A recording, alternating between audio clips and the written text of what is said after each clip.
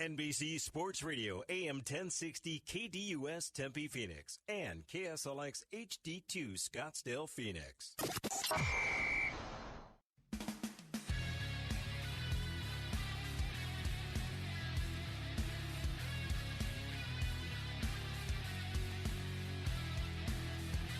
Live from Dave & Buster's, located in Desert Ridge Marketplace, 21001 North Tatum Boulevard in Phoenix. This is Real Hockey Talk live on NBC Sports Radio, AM 1060 KDUS in Phoenix. Hi, everyone. Welcome to the show. I'm Dave Isaac, alongside Greg and the hockey guru from Boston, who now lives in Arizona. We are so happy to have Rick with us as now a permanent fixture. Am I right? You are correct. Do I call you a permanent fixture, though? I've been called many things, never a permanent fixture. Yeah, that's a good That's thing. a first. It's like a light fixture. Yeah, it could good. be that's all I can think of, Got to actually. fit it on my business card. Well, what a show we have today. We'll be talking about the hockey playoffs. Great hockey, Yes. by the way. We got some guests that you have on we've right got, now, I think, Josh. As soon as he calls in, Yeah. we've had some. We're all set. If you want to put Josh on. And here we go. Josh Chiacco, are you there? Not too bad. How are you? Good, Josh. Hi. To do a proper introduction for Josh, I don't know where to start. I first got to meet Josh back when he was a freshman at UNH Hockey back in, I think, 2003. Pride of Atco, New Jersey. Josh, it's amazing. It's been 14 years, but since we first got together when you came in with that freshman class with yourself and Brent Hemingway and Dan Winnick. But thank you for coming on. For our listeners, Josh, he's had a really interesting hockey journey from working himself through to playing in the BCHL, which is a junior league entry point into Division I hockey, where we played at UNH 4 years. We didn't win a NCAA. We'll be trying. Senior captain, I believe, Josh. And then you went on and had some fun in the East Coast Hockey League, and I don't know if I call it fun. I don't know if I call it fun, but I definitely played in the league. Well, there's a couple of takeaways. I remember when you were out in Worcester for Worcester Sharks, and we met you, and you were observing that game, and you told me, keep an eye on this guy. And you remember you said Bobby Ryan. Yeah, oh wow, you played with Bobby Ryan? Oh yeah. I spent a couple weeks in the American League, and I was actually a healthy scratch, and never got on my hockey DB, which is probably the biggest regret of that. Right. But you did get on there on the Fresno Falcons, so Josh, I wanted to ask you. I mean, you've been judging hockey talent for a long time, since I've known you. You've looked at young kids. Right now, you're the assistant head coach of Brown University in the ECAC. Tell me what's a day in the life, month by month, for Josh Chiacco, being specifically for recruiting. What's it take and what's it involve? It's funny, I get that question a lot, just in terms of people like not in the hockey world. They're just like, what do you do for a living? And I'm the assistant coach at Brown University, and they're like, so what do you do? What's your full-time job? And I'm just kind of like, it's actually that's kind of what I do. So no, I mean this time of year is actually probably pretty calm. May and June really. I mean once junior hockey is done, there's not a ton for us to do. But then once you get into like July and August, especially, there's a lot of hockey camps that we'll kind of either we run our own, we'll work some other camps as well. But really, like at end of August, things really start for us. And to be honest with you, I would say from, let's call it September 1 until our season's over. I mean, it's a 7-day-a-week job. And then after that, after our season's done, it cools off a little bit. But, really recruiting starts for us, like right when junior hockey gets going at the start of September. Right. At that time of year, I mean, the month of September is pretty much all recruiting. And then kind of once we're allowed on the ice with our team, then it becomes a bit of a juggling act where you're getting your team going. and you're getting out on the road as well. You try to do that. You know, there's obviously every team, every college team, it's, you know, one head coach, two assistant coaches. So once the season gets going, it's the two assistants kind of juggling who's doing the recruiting and when you're doing the recruiting. And then, like I said, though, once the season's over, things kind of calm down a little bit. But I kind of like it just in the sense that it's almost like you follow a player's schedule still. Like I still have my summers. I'm still able to, you know, take trips and get out and enjoy myself to where it's definitely not your typical 9-to-5 job. Oh, that's good. Which is really good. And, Josh, this is Dave. I have a question. You've been involved in recruiting quite a long time with Alaska Anchorage team and, of course, now with Brown University. The question I have is, you know, the average fan's going to look at prospects or players differently than you will, you know, as a player and a coach now. A former player and a coach. How do you assess prospects? What do you look at that's different than the average fan that you can give us hints that we could look that way too? Yeah, I mean, I think it's. I guess like the question I'd have is, you know, what age level are we talking about? I mean, when you talk people prospects, coming in. Yeah, the NHL draft. You know, people coming into the NHL draft and, you know, evaluating players, how the, you know, moving up to the NHL from the AHL or just the draft itself. Yeah, I mean, I think it's you kind of got to look at it. I mean, on an individual basis, to be honest with you. I'll give you an example of that. Like I kind of remember not years ago, but a few years ago, Sam Bennett plays for Calgary. Went to the combine, and he wasn't able to do a pull-up. And you know, I think fans were like. I remember reading about it, and everybody was kind of dumping on the kid, like can't do one pull-up, yada yada yada. But as a you know a coach or a scout, I kind of looked at that and I was like, man, that's unbelievable. Like that kid just had 115 points in the OHL, and he can't do a pull-up. So the kid's not going to go his whole career without being able to do a pull-up. You know, at some point he's gonna become a man, and he's gonna get together with a trainer, and the kid's gonna be able to do 20, 25 pull-ups. So, from my side of it, I was like, that's good. Like that's kind of what you want to see is, you know, a kid that, as long as it's not for lack of effort. Like he's an example of somebody that probably even still is just not physically developed, and that's gonna come. You know, the thing that you can't teach that he has is obviously elite hockey sense. But I'm not saying, you know, when you're at the draft, you're looking for all the kids that, you know, can't do pull-ups. That's obviously not the case. But in his individual circumstance, like I looked at that as a positive. Now, on the flip side of that, you got some guys that come in and they're, you know, in phenomenal shape and they're very physically developed. But that kind of shows, you know, that could be just a character thing with them. It's just that they're constantly the hardest working guys, and that's a positive. So, I mean, it really is just you're kind of looking at each kid individually, and the draft process, you know, has become so much more extensive nowadays than I think it used to be. You know, with the combine and all the interviews that these kids are doing, but you know, I mean, I really think it is. I mean, it's just like it's no different than the real world when you're building a company. You know, you got to sit down with people and kind of figure out who fits your culture and your needs, and go from there. Gotcha. Josh, we're up against a hard break. Can you stay with us a few more minutes after our break? Yep, sounds good. Thanks, That'll Josh. be great. And, of course, this is Real Hockey Talk live on NBC Sports, AM 1060 KDUS in Phoenix, Arizona. We'll be here till 3, and here means we are at Dave and Buster's at Desert Ridge Marketplace, 21001 North Tatum. Come on down. It's a great place here. Actually, it's one of my favorite Dave & Buster's, this particular location. They have bowling. They have a bunch of different TVs, a lot of sports going on. I see hockey right now and baseball.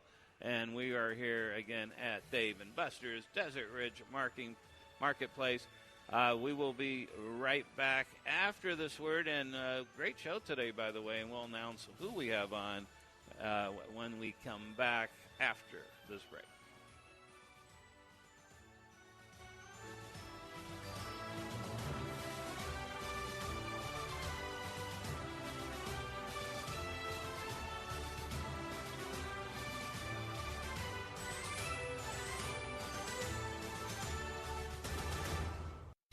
Hey, this is Luis Gonzalez of the Arizona Diamondbacks. Join my friend Brian Krebs every Thursday from 8 to 8:30 p.m. on NBC Sports Radio AM 1060.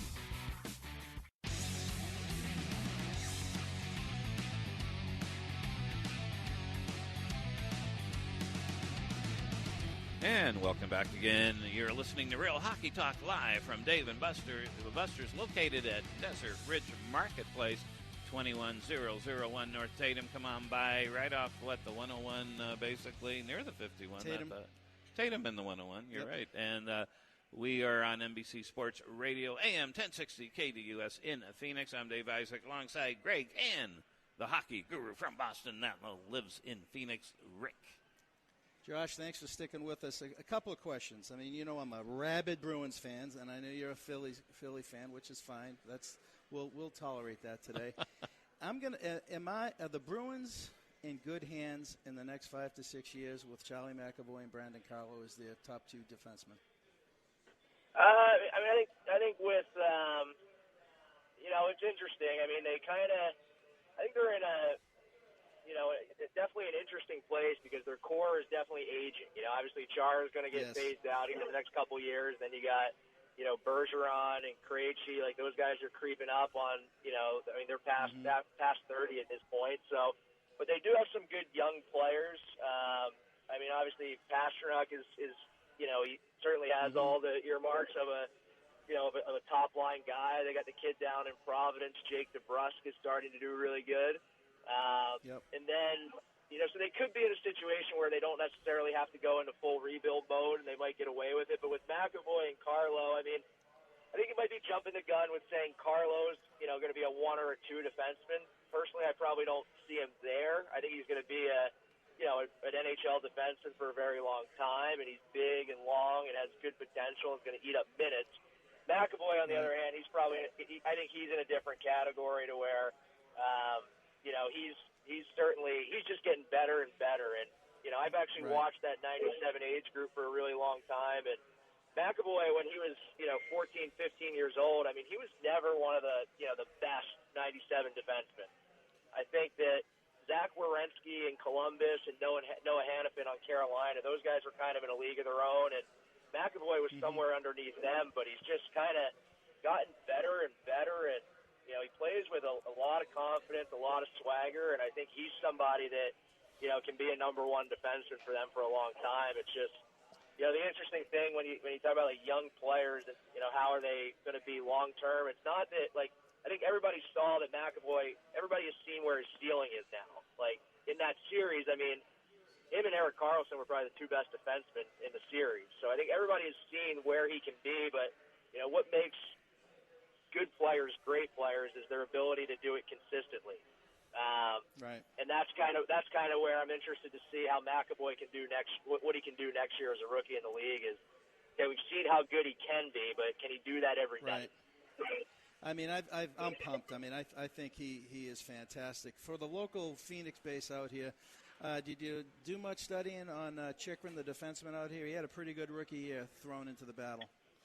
Yeah, he was actually, he's a Canadian kid, I believe, but he played all his hockey in the U.S. I think he played for Little Caesars coming up, and he's another one. He's a 98 birth year. He was always, he was an early bloom, early developer. So when he was like 14, he was the kid that was already 6'2", and he's kind of held on to that, to where he's been able to maintain being one of the best 98 defensemen in certainly in the U.S. and Canada.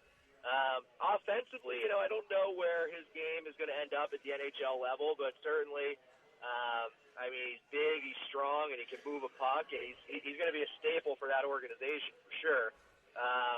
It'll just be interesting to see where his game goes offensively. Whereas you look at a kid like McAvoy, he's going to put up points, he's going to produce, and I think that's pretty evident at this point. With the draft coming up, a lot of people said this year's draft clearly doesn't have the name recognition that last year's had.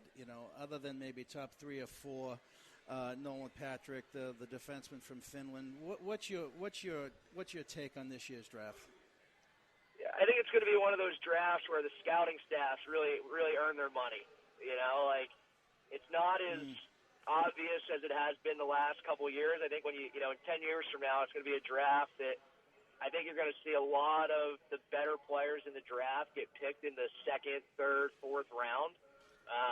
It's a deep draft where I think there's a lot of good players available, but it's very spread out, and it's kind of I don't want to say it's a dice roll, but I mean it's going to be.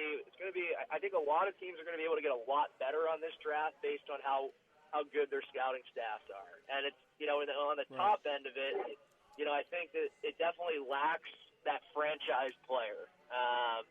I was reading an article the other day, and so Nolan Patrick, the kid that he's I would say 75% chance that Nolan Patrick's going to go first overall, and he was actually 4 days away from being in the draft last year. Had he been in the draft last year, he would have been a 5 through 10 pick. So that kind of, I think, lets you know like about where it is. In last year's draft, Nolan Patrick was not, taking any one of those top 4 guys out for sure. So he's going to be a good player, and it's actually interesting. And like I know Vegas would love to get him. I mean, certainly if they win that lottery, Kelly McCrimmon was, he's now with the Vegas organization, and he had him in Brandon in the Western Hockey League, and he feels strongly that he could be a number 1 center in the NHL. So, but I think he's more than likely going to be your, the first overall pick, and he's just kind of battled the injury bug this last year and even the year before. Is he going to need a little time, or you think he can step right in on a roster like Vegas? Unfortunately, I think all those guys, for the most part, need time. He's definitely not Connor McDavid, Jack Eichel, Austin Matthews. Unfortunately, though, he's going to be a top overall pick, so I'm pretty sure whoever picks him is going to put him right in the lineup. And I don't know that that's best for him, but I'm sure the kid wants to play in the NHL as soon as possible too. Right. If you look down here, obviously the Arizona area, through birth we've done pretty good with Tkachuk and Austin Matthews. What's the consensus out there for looking at the Southwest U.S. and the Arizona market for looking at kids coming up? Well, the longer, it's interesting. Back when I was playing, we used to do those USA Hockey Select Festivals, and what they are is every year, in each birth year, starting at 15, 16, and 17, the U.S. kind of divides the country up into 10 districts, and they bring the top 200 kids out, and you basically just play this tournament type style. But back in the day, it was, you had Team Pacific, you had Team Rocky Mountain, you had Team Minnesota, and basically all these 10 districts, they would play each other. And I remember Rocky Mountain would get, basically their butts kicked every year. And the Rocky Mountain district would be Colorado, Arizona, all those states.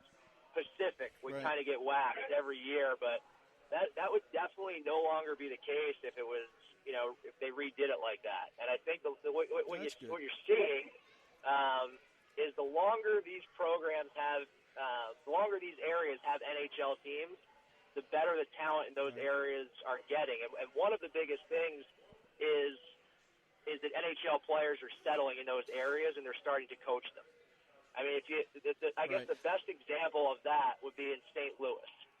All that 97 age group that has Christian Dvorak, who's now Christian Dvorak is now a Coyote, but the Tkachuk playing in Calgary. Luke Kunin's a first rounder that was just signed by Minnesota. But that St. Louis area, they've got Logan Brown as a 98 who he's going to be a top NHL player as well.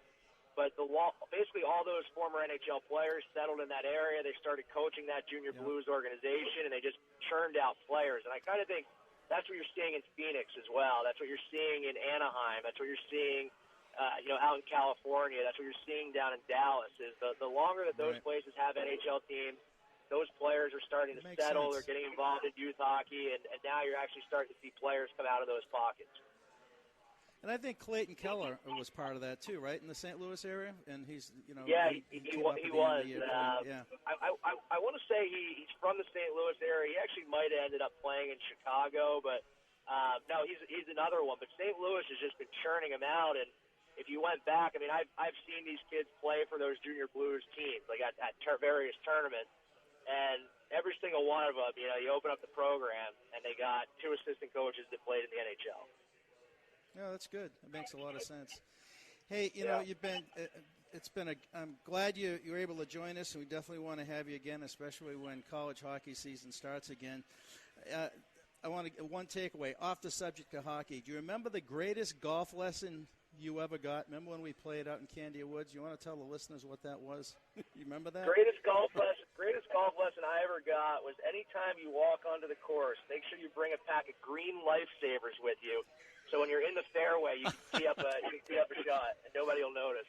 Exactly. That still to this day is one of the funniest moments I can take. And John, who's probably out there listening, was the person who gave you that tip. So, but anyways, hey Josh, it's been outstanding. I appreciate you coming on the show. Look forward to having you. Have a great summer, and say hi to some of the UNH boys back east for me.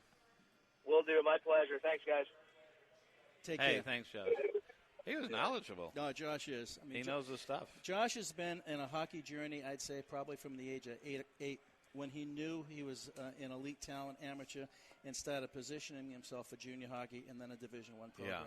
Yeah. Josh is, he's a great kid. He's the type of guy I describe you want to be in a foxhole with. He's a tough kid, and he really supported his teammates. He was, he wasn't like the elite talent, but he was a core player, ultimate grinder, and he always had your back. Well, what I can say is it's not immediate great news for the Coyotes, because even if they end up with the number 1 pick, guess what? Yes. According to Josh and according to most sources, right. Not a franchise player. And, so it just, what can you do? Yeah, I think you might have some surprises this year. Someone might blow you away and say, where'd he come from? There always are surprises, but there'll be, like you said, a crop of good players after, Yeah, there will. Later rounds. Yeah, even though they don't have, like, the sexy names there, they're still, I know. I don't know if he'll go number 1 anymore, but let's say you value Nolan Patrick really highly still. He battled some injuries last year. There's some negatives to the game. He does everything pretty decently, just not someone you project really as a big-time superstar, but still a really good player. But you just never know, because guys, they develop at their own speed. So that's true. Things That's a could good happen. Point. Yeah. Joining us now from the St. Louis Blues organization, Bruce Affleck. Bruce, how are you today? I am doing well today, thank you. You guys? We're doing great. I appreciate you coming on today. Bruce, give our listeners a background, former NHL player from British Columbia, the great town of Salmon. I drive through every summer in August up to the Shuswap. Played University of Denver and worked his way in, drafted the great California Golden Seals, but then played the majority of Kiev. And the 21st overall, which is very impressive, by the way. Good. Bruce, the St. Louis Blues this year have been, if I had asked you in December where you would be on this day in April, would you have thought it could be possible? Golf course. Yeah. Yeah. Certainly a couple of months ago, you looked at this team and you said, well, with the losses we've had with Backus, et cetera, and Brouwer and Elliott, maybe it was a little too much. And then, they made the coaching change and something clicked, and boy, what a different team. And they play completely different. They seem more relaxed.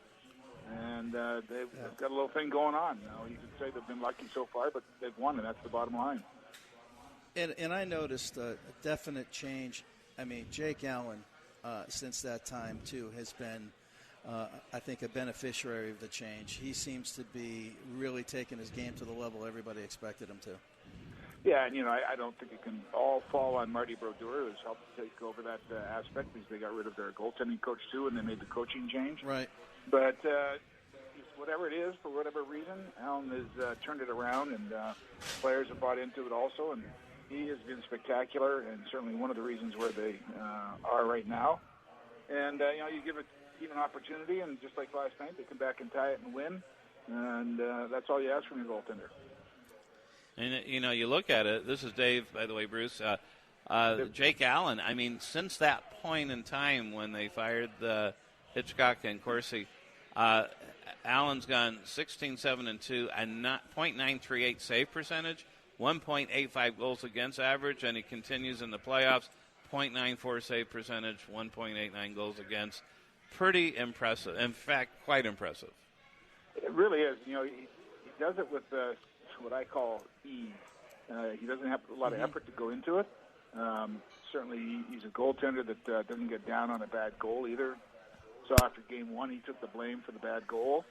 He's just that type of guy, and when he's got his confidence, he is tough to beat. And certainly the Blues have to rely on that. But he's got a lot to show. They put number 1 on him this year after letting Elliott go, and he responded right off the bat. And then, as we talked about earlier, had some struggles in the middle of the year, but just responded very well. He really has. I mean, if you look at all the teams that are still alive right now, it's net out, followed by your 6 D-men. I mean, St. Louis has it. I mean, they're in a tough series right now with Nashville.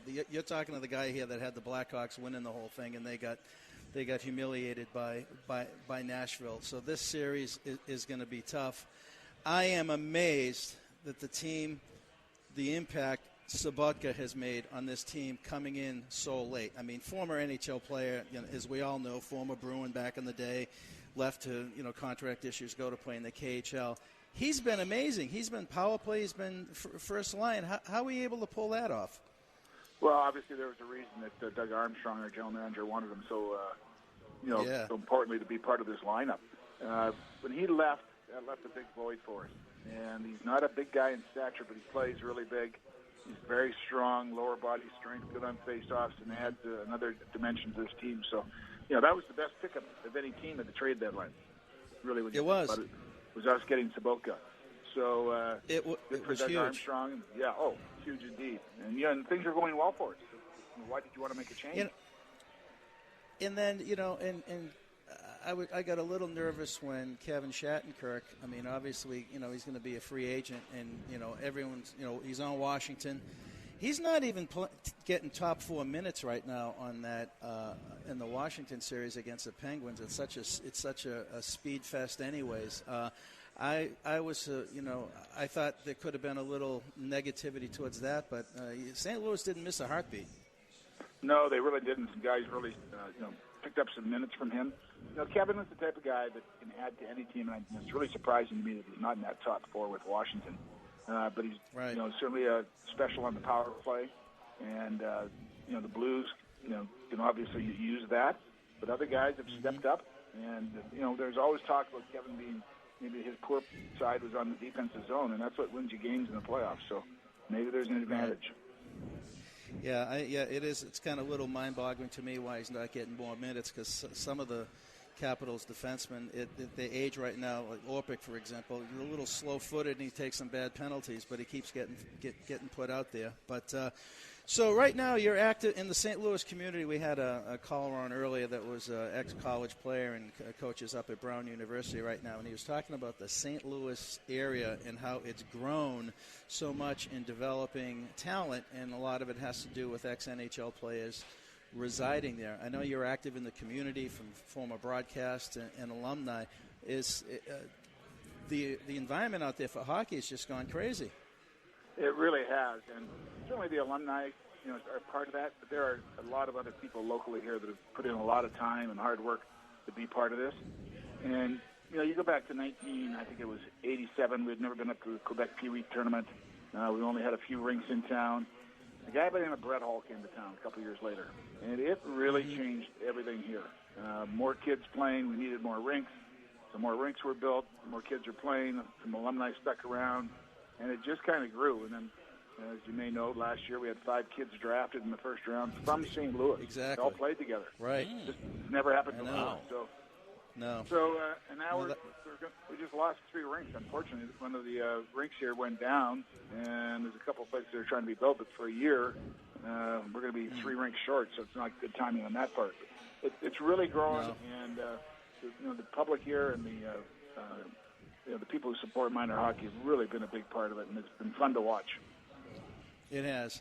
Getting back to the series against the Predators, the key to beating Nashville, your one takeaway would be what? Well, I think what I've seen in the first two games, get the puck away from Rene. I mean, we dump it in and let him play it. They come right out on us. Dump it into the corner. Make sure he cannot play the puck. That would be number one on my list. Number two, which we improved on last game, was the face-offs. We really struggled in the face-offs in the first round and in the first game against Nashville, and we improved that, and we're on the plus side last night. So those are two things. And then the other thing they did, which I don't think you'll see again in this series, they didn't give Nashville a power play. Nashville, we had 5 power plays, they had 0. Very seldom do you see that. So that's a rarity. Yes, but we had been taking a lot of bad minor penalties, and so we got away from that too. So those 3 things certainly help. Any team that stays out of the penalty box, you look at Anaheim right now, they're always in the penalty box. Yep. And if you keep doing that to a team like Edmonton, you're done. I'm sorry. I mean, you're just playing right into their hands. The other team I was going to pay for it. Yes. What I was going to say also is Tarasenko has to continue like he did last night with an offensive explosion. He was a bit struggling, I think, the first 6 games. I think he only had 1 goal in the first 6 games of the playoffs. Yeah, he was struggling. Yeah, but he's certainly a tremendous player, as you know. Great talent. Yeah, the thing with him is, you could be having a bad game and it's just one wrist shot away. It's just he lets the puck go so quickly, and he can change the game, tie it, go for the win, whatever you want. And he's just got that talent. And he gets on. He's a little streaky, there's no question.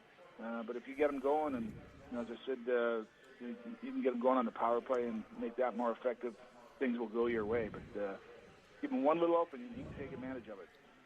And that's what he did last night, 2 goals, and that last goal was fantastic. I mean, how quick a release that was. Yeah, who was it? Was it Gunnarsson? I can't remember. Was it? I think it was, yeah. And, he was going to touch the puck, and I think everybody in the whole crowd just went, no, leave it alone, let him have it. Yeah. I mean, he's, and I look back at that Blues Wild series, obviously a great series. I've been talking about the Wild kind of the whole year a little bit about them. Some teams are built for games 1 through 82, and the real hockey teams are built from games 83 and on. And I look at that Wild team, and to me they were a team that were not built for games 83 and on. I think they lacked a little bit of character, a little leadership.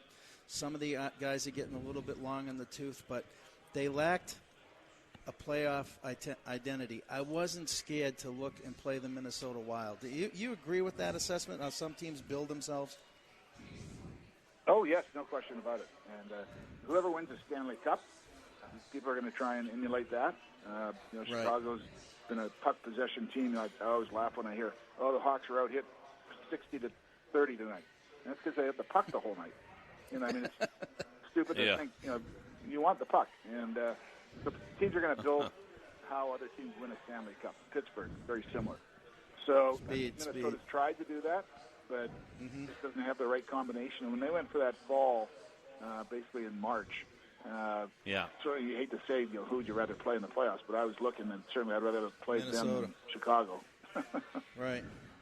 Well, I joke out here because I was never really the great, I can say this, the biggest Marty Hansel supporter, and there's some correlation to the Minnesota going that way when he became a Wild. But that's didn't quite work out, did it? Not yet.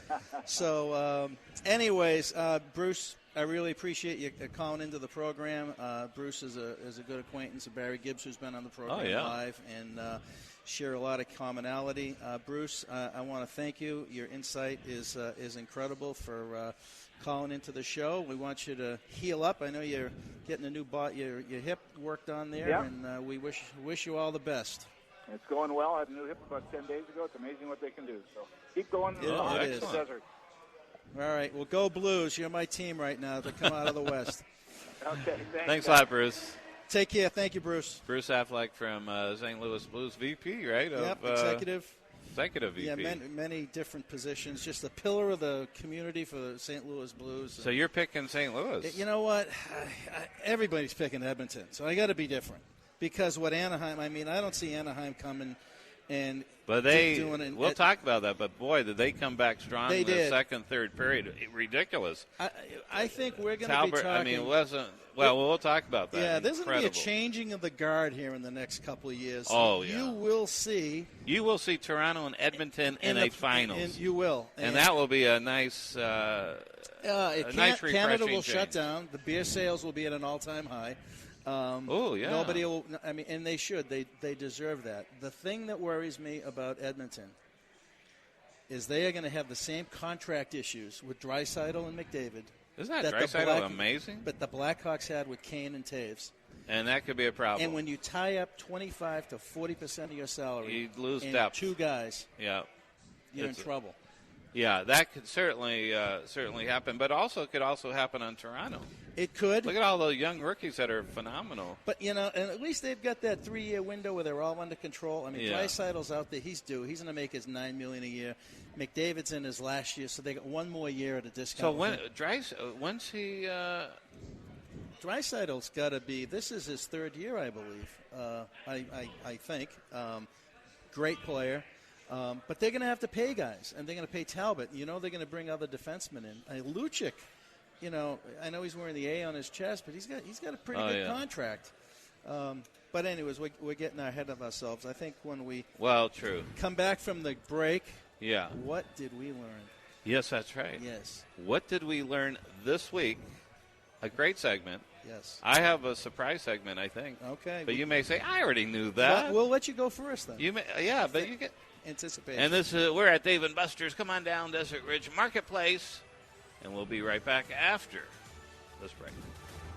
NBC Sports Radio, AM 1060 KDUS Tempe Phoenix, and KSLX HD2 Scottsdale Phoenix.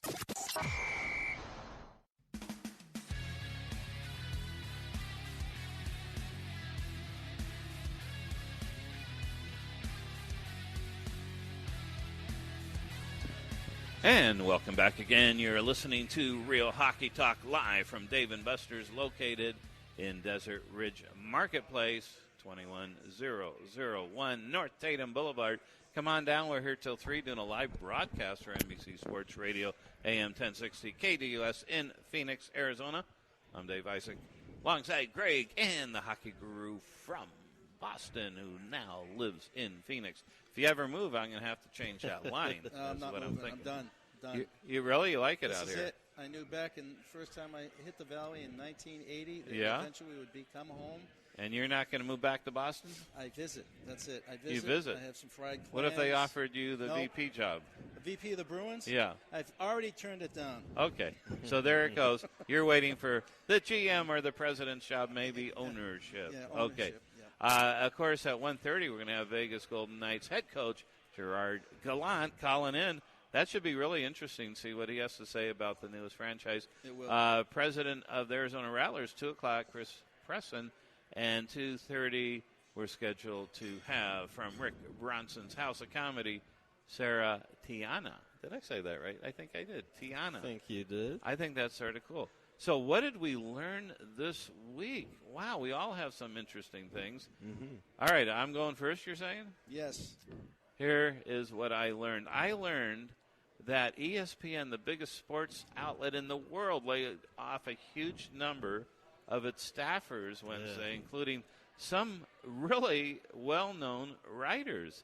They've had declining cable subscriptions, and some of the writers that you may have heard of that are out of a job, as far as I know right now. Pierre LeBrun, right? Mm-hmm. Joe McDonald and Scott Burnside. Greg, you know about these people. What's up with that?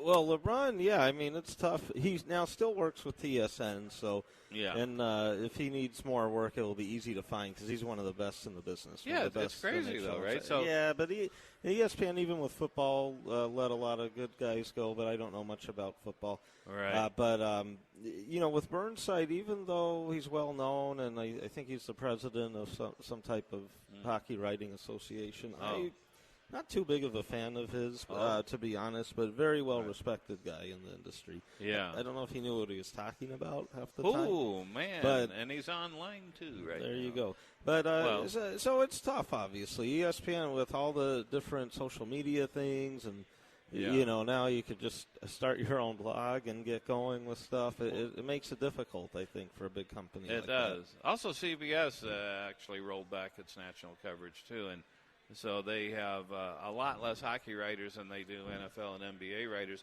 But it seems like it's sort of a opposite effects here. The NHL growing, increasing attendance, doing well by all measures and standards. But still, it doesn't seem to be catching up to the fan base as compared to the NFL at this point. Well, or NFL's NBA. a different. Yeah, we'll never. Yeah. And that's what I think ESP thinking was strategically when they did that. And right. I think that's. Well, no, they let a lot of other people go with different. It was NFL, lots of different writers, not just with the hockey department. I think it's all about the money. I think they were overstaffed. Look at Golf Channel not that long ago. Did the same type of they took a hatchet and let a lot of people go. What did I learn? Greg already knew it. Did you already know it? I knew that. I saw that when the announcement came out. Not surprising. I never really looked at ESPN as really the hockey guy, anyways. I think they used to be. They used ago. to, but they've done a good job with college hockey. Yeah. With the Frozen Four, yeah. and I look for them to that, and it is disappointing, but there's powerful outlets out there. There's still the powerful. NHL Network, like us. Yeah, like exactly. Real hockey talk, ladies We're and just gentlemen. dominating. All right, who wants to go next? And what did they learn this week? Greg, go for it. Well, what I've learned in the last half hour is because tonight, of course, 5 o'clock our time here in Arizona, we'll have the NHL Draft Lottery, which for the Coyotes, important there. And so you look at the situation where if you go, of course, and we've done this every year. It's come up, NHLLotterySimulator.com. What I did was I did it 10 times, and here's what I came up with. Funny thing is, Colorado has the best chance. Didn't get first place one time in my 10. Are you kidding? They got second once and third once. But to kind of go through it quick, the team with the most luck here is the team with the 9th best chance. Can I mention that? They have Colorado an 18% chance of being number one. Right. You never know what could happen. I mean, it's the best chance out of all the teams, but it's not a huge thing. We'll see what happens. I mean, I like the way the new lottery has been done, like last year. Yeah, it was good, wasn't it? Yeah. Florida, 4 times out of the 10 gets the first pick, and they have the 9th best chance to get it. And they also, one of the times, got the 3rd pick. But the Coyotes, they got 3rd place twice, but never first or second. And they're at 10.3% odds right now. Yeah, right behind Vegas there with the odds basically. Actually, Vegas tied has with the same. Vegas. 10.3. Yeah, with Vegas, the 3rd sort of cool best for odds. Vegas to come in at that. And they got it twice in my simulators out of 10. The number one? And second place 2 times. So if you look at what I did with the points is, if you got first place in the simulator, you got 3 points. Second place, 2 points. Third place, 1 point. So the teams in my 10 spin simulator that so far, as of now, have the best luck, at least as of now, is Florida, 13 total points. Vegas, 10 total points. So we'll mention that to Coach Gallant. And Buffalo and New Jersey tied with 6 apiece. Wow. Buffalo got first place twice, and then New Jersey got second place 3 times. Everyone got at least 1 point, except we'll have to talk to the other Dave Isaac about this. The Philadelphia Flyers didn't get any points with this. Good. So this is exciting, and what will end up happening tonight is none of this will hold true, and everything will be different. You never know. It's fun. Well, luck of the draw. But that was good analysis, what you did, and that's really good. And wouldn't that be amazing if Vegas got that would the be number nice. 1 pick? That would be nice. That would. As long as it's not Edmonton again. We can't. Well, Edmonton. And luckily that will not happen. Not for even once. In there. Yeah. Exactly. Well, they stockpiled in there. Yes. Look what's happened. Boom. They of course, did. the big trade is what really did it, I think. That's right. It's kind of and when Connor McDavid falls into Hall your lap. for Larson. Oh, yeah, the Larson. That was a key piece. Nicely done. It made up. I mean, Taylor Hall, Hopkins, Nugent Hopkins, Yakupov. they hit a home run with Connor McDavid. Yeah. Yeah. Oh, absolutely. I mean, Incredible. I watch Just- him, and like I said the first time on, the only person I've ever seen a burst like that was number 4, Robert Gordon Orr. So, Yep, you've McDavid's seen the best. special. It was among the best. But And- what I learned, yes.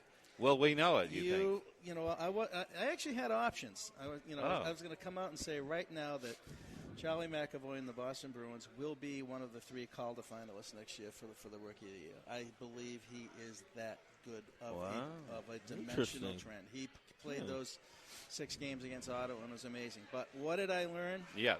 Panic and chaos is alive and well in the Chicago Blackhawks. You're probably Now, right. they got humiliated by Nashville. Incredible, right? 4-0. Right, and if you watched that team, something went wrong.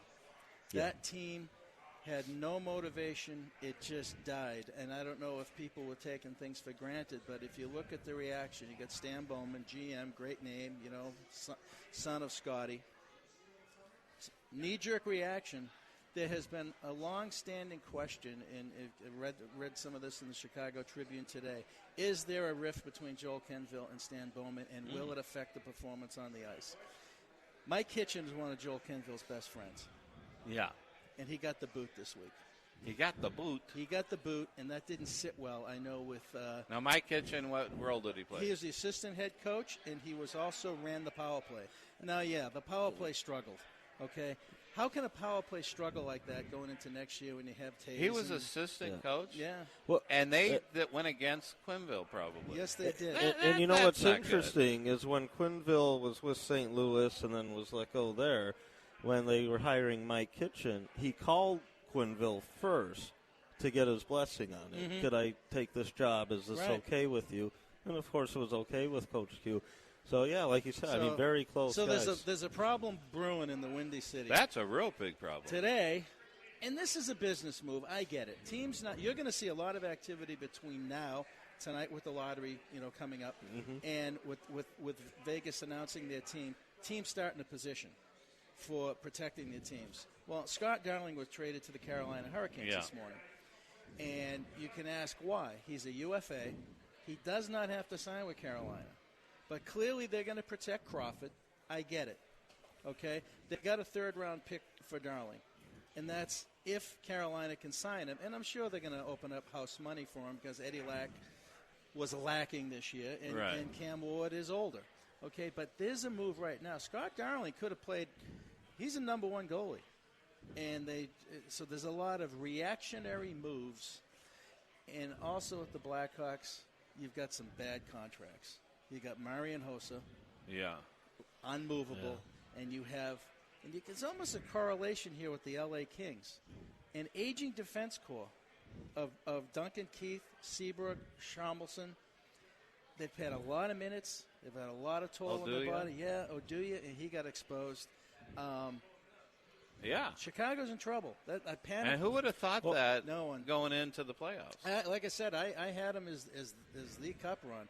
And boy, was I wrong. That's right. And you now did. Yeah. I think you are rock solid in Pittsburgh Penguins. I love them. Love them. Yeah, one thing with the move, I mean, from Chicago's standpoint, is for a guy they weren't going to re-sign, to get that 3rd rounder is nice asset value. But yeah, because they can't really move Crawford's contract, and Crawford's a fine goaltender. It wasn't his fault they lost. Oh, yeah, not at all. And so it'll be interesting to see. And I think, and I could be wrong with this one, though, is that it's similar to that move last year with VC moving on from Nashville to Buffalo, but he didn't end up signing in Buffalo, where it wasn't contingent on anything. So I think regardless if he signs with Carolina or not, Chicago will still get the 3rd-round pick. Right. And it's worth the risk for Carolina because they have so many picks and stuff. So it's kind of interesting how that all starts to kind of work out. And, they have the cap issues with Chicago. They've still been able to make things work in good ways. But as you said, Rick, with the D. And so it will be interesting to see how in the offseason they can bring in some younger legs on the back end, what they could do because of the issues. And even with Hosa's deal, since it was signed before the last collective bargaining agreement, if he retires and you're stuck with still a cap hit. Right. And not only that, if somehow they traded him and then he still retired early, you're still stuck with, all the penalties involved with that, where they would still have this cap hit on the books, and a significant amount as well if that were to happen. So there's that. On the other hand, when you do have Taves, Kane, and Keith could still play, I mean, there's still that core there.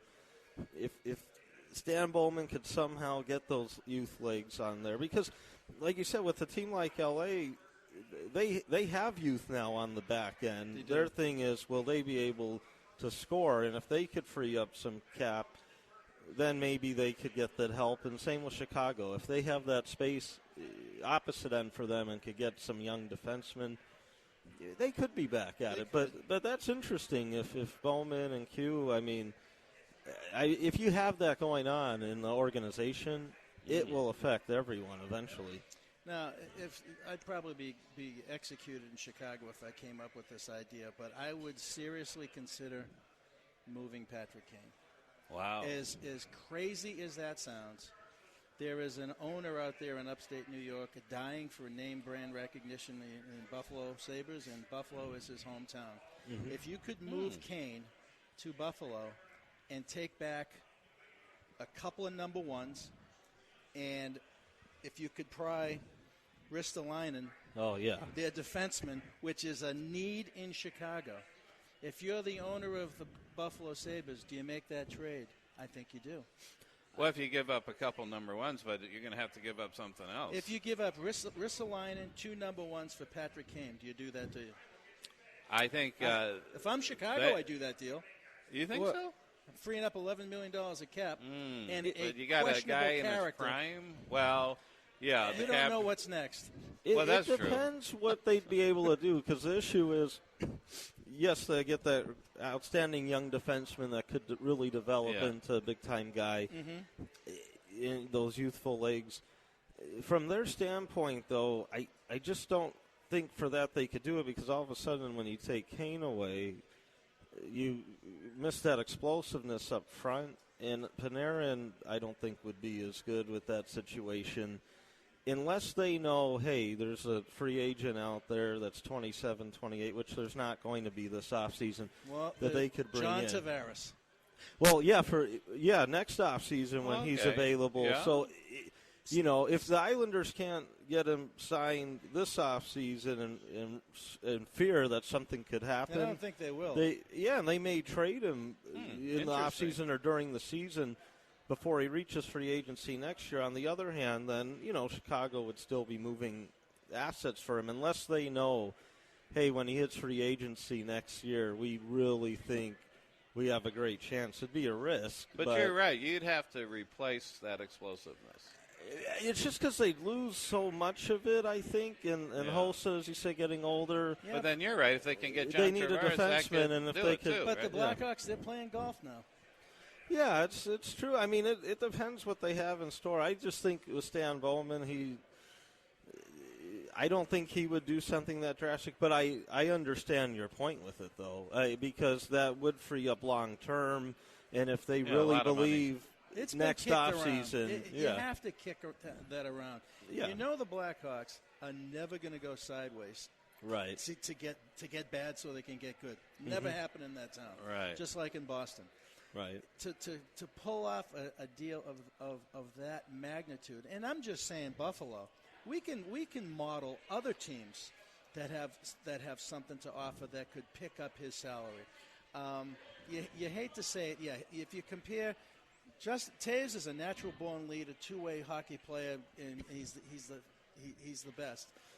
Kane's a gunner, he's a difference maker, whatever. But there are nights you don't see him on the ice.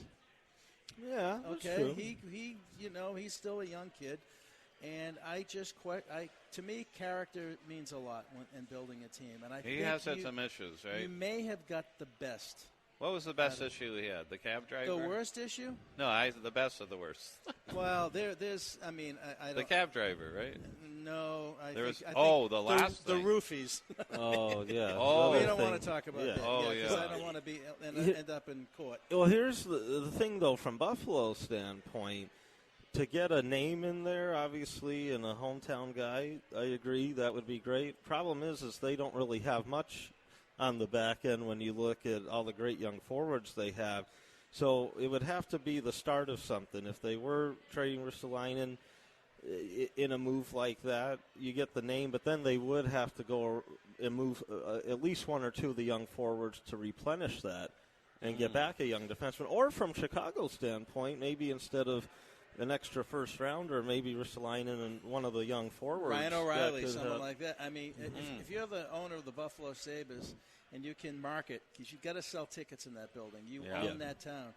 Jack Eichel and Patrick Kane, two U.S.-born players. Well, that would be a pair, yeah. It's just no doubt. They would dominate. There's no doubt. From that standpoint. From 1 through 82, they'd be better. Right, I mean, you want Chicago's right. So what's odds they're thinking about this? I'm not inside their head. They would I think the fans would not like it. You know what? Depends what they get back. I mean, Chicago is a knowledgeable hockey.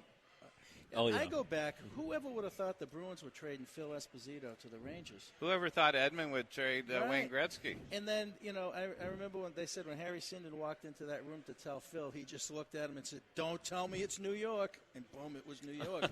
And Brad Park, would you ever thought Brad Park would have been from the Rangers and on the Bruins, and they both turned their careers. Well, Brad Park had a phenomenal career for Boston. Espo, he still did fine in New York. But they pulled the trigger at the right time, and sometimes you just have to do that. You just have to do it. And, go back at the Bruins. Who's the big blockbuster they could move? You're not going to move Krejci. You're not going to move Chara. You can't move Rask because he's too good. You just signed Marchand for a long-term contract that's like in the 7-8 range. That's a pretty good deal for him. Yeah. For a pest that also scores 40 goals a year and can kill penalties, you don't want to lose that. You're not going to trade Pasternak. Okay, teams are going to look at that. I mean, look at the West. Speed. Who's slow? L.A. and Anaheim. How would they look with Patrick Kane in their lineup? Oh, yeah. I mean, that would be the missing link. Tremendous. I mean, you look at Anaheim. Do you go nuts thinking, Raquel is your main scorer? Getzlaf has with looked the pretty year good. This year, if he could keep it up, if he can. I mean, but Corey Perry is not the Corey Perry anymore. Oh, man. Yeah, he's slowing down a bit, but in the playoff, but he did, in the last couple games, he's picked it up. But, yeah, his regular season wasn't too good. It'll be interesting to see, how things shake out because, like you said, with Boston, it's the improvement could be tough in the sense of unless you trade one of those young defensemen, to get help. And then we'll see. I think when you look at some of the other teams out west, I see L.A. trading a hypothetical deal I've coming up with is either Alec Martinez or Jake Muzzin to Tampa for Druin, because I think they're going to trade his rights, and Tampa needs a top 4 defenseman. L.A. needs that skilled winger like that, and so that's the type of move could help them and Tampa. But it's sometimes tough to come up with those pure hockey trades like that. Tyler Johnson's going to go somewhere from Tampa. He's or maybe him like instead. Montreal or LA. That type of guy with his speed. He's going to be a sought-after commodity. Oh, yeah, absolutely. It's going to be an exciting offseason, obviously, with the expansion draft. Right. And we'll see a lot of movement there, I'm sure, with the trades with Vegas and around there. But, come draft time and then as free agency hits, it's not a great free agent market, No. But still, you'll see trades made with that. And the teams that were really disappointed with their efforts, Chicago, L.A., they got to get back at it, everybody. so they'll do something. The San Jose Sharks are going to be a different team next year. Thornton and Marlowe. At their exit interview, Joe Thornton, MCL and ACL. Unbelievable. And he still played. He played. Patrice Bergeron on the Bruins. Something was there. Man. He played 82 games with a sports hernia. Oh. That affected your initial burst. Now, he still had an above-average year as compared to other people, but teams are going to change. I think the Washington Capitals are going to be an entirely different team, and if they don't do it right, Columbus is going to skyrocket past them next year, and Washington's going to be. And watch for Columbus too with cap stuff, and I know there's been. I think Elliot Friedman had mentioned that a lot of chatter sort of that maybe people think that them in Vegas could be in on something, expansion draft time. One, to help Columbus out with getting rid of some cap, but two, Columbus has some good players in there for Vegas to take. Very good in the expansion Young draft. Players. So Columbus might go, man, we don't want them taking this guy. But it's and only then you one work guy per something out. team, though, right? Yeah, it's that's the only thing. One. But asset value-wise, they still won't want to lose a guy like that. But I think you'll see Columbus be pretty active because I think they know they're close and take that next step. They got out early of the playoffs, but getting back to my Blackhawks scenario, they're going to protect 3 defensemen. Mm-hmm. It's going to be Keith, Seabrook, and Chalmelson. Yeah. Trevor Van Riemsdyk is going to be taken by Las Vegas. And boom, it goes back to my Blackhawks need a defenseman move. Yeah, and then all of a sudden it's even worse. So it's a lot of different eggs are going to drop here. Interesting note, Boston news this past week, Jerome Iginla, who we have talked about, just bought a home in Brookline, Massachusetts for $4.5 million. Now, why would he do that? Massachusetts. Outside of Boston. At he this liked stage, L.A. He played his whole career in Calgary, a little in Boston, Colorado, He's going LA. to Boston? Wouldn't you if you bought a home there? Well, I wouldn't buy a home there. I don't know. And he's from Western Canada originally, by there with Calgary. He's probably going to come, I'll be a third, fourth line role, pay me $1 million with bonuses, and That's like being interesting. Very possible, yeah, because he says he likely wants to play another year. And he wants a chance to win. Yeah. And wants to hoist that cup. Yeah, so we'll see what's what the ends best, up happening. Boston or L.A.? For Iginla, I think what he did the last 3 weeks of the season in L.A. was pretty impressive. It was, yeah. I would agree. But also, maybe L.A. doesn't. The year he had in Boston that time, he was pretty impressive too. He was back, especially on the power play. We'll see. Yeah. And Darryl Sutter, he's not through. Yeah, that's the other thing I learned. Coach as they say, there's 30 teams in the NHL and 33 coaches. It's going to be eventually perhaps. But anyway, we are live at Dave & Buster's, located Desert Ridge Marketplace, 21001 North Tatum Boulevard. Come on down. We're here till 3. We're going to have a lot of great guests still coming up. Gerard Gallant, first coach of the Vegas Golden Knights. And this is a great place anyway. I love Dave & Buster's. That's good. Yeah, great place. Come on down. And we'll be right back after this break.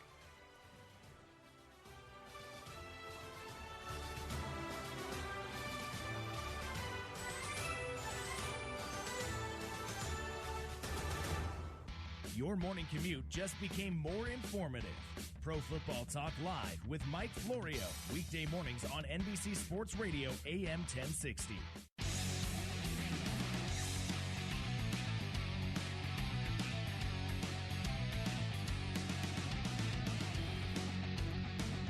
And welcome back again. You're listening to Real Hockey Talk live on NBC Sports Radio, AM 1060, KDUS in Phoenix, Arizona.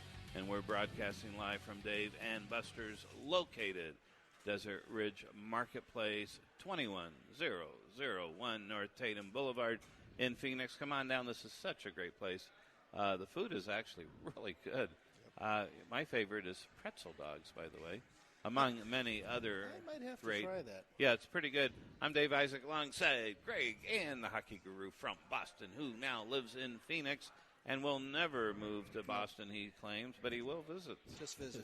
Yeah, which is good. And, of course, we're expecting head coach Gerard Gallant, Vegas Golden Knights, scheduled to call in at 1:30. In the meantime, we could talk some more playoff action because there's nothing like hockey playoffs. I've particularly been following now the Edmonton-Anaheim series, and wow.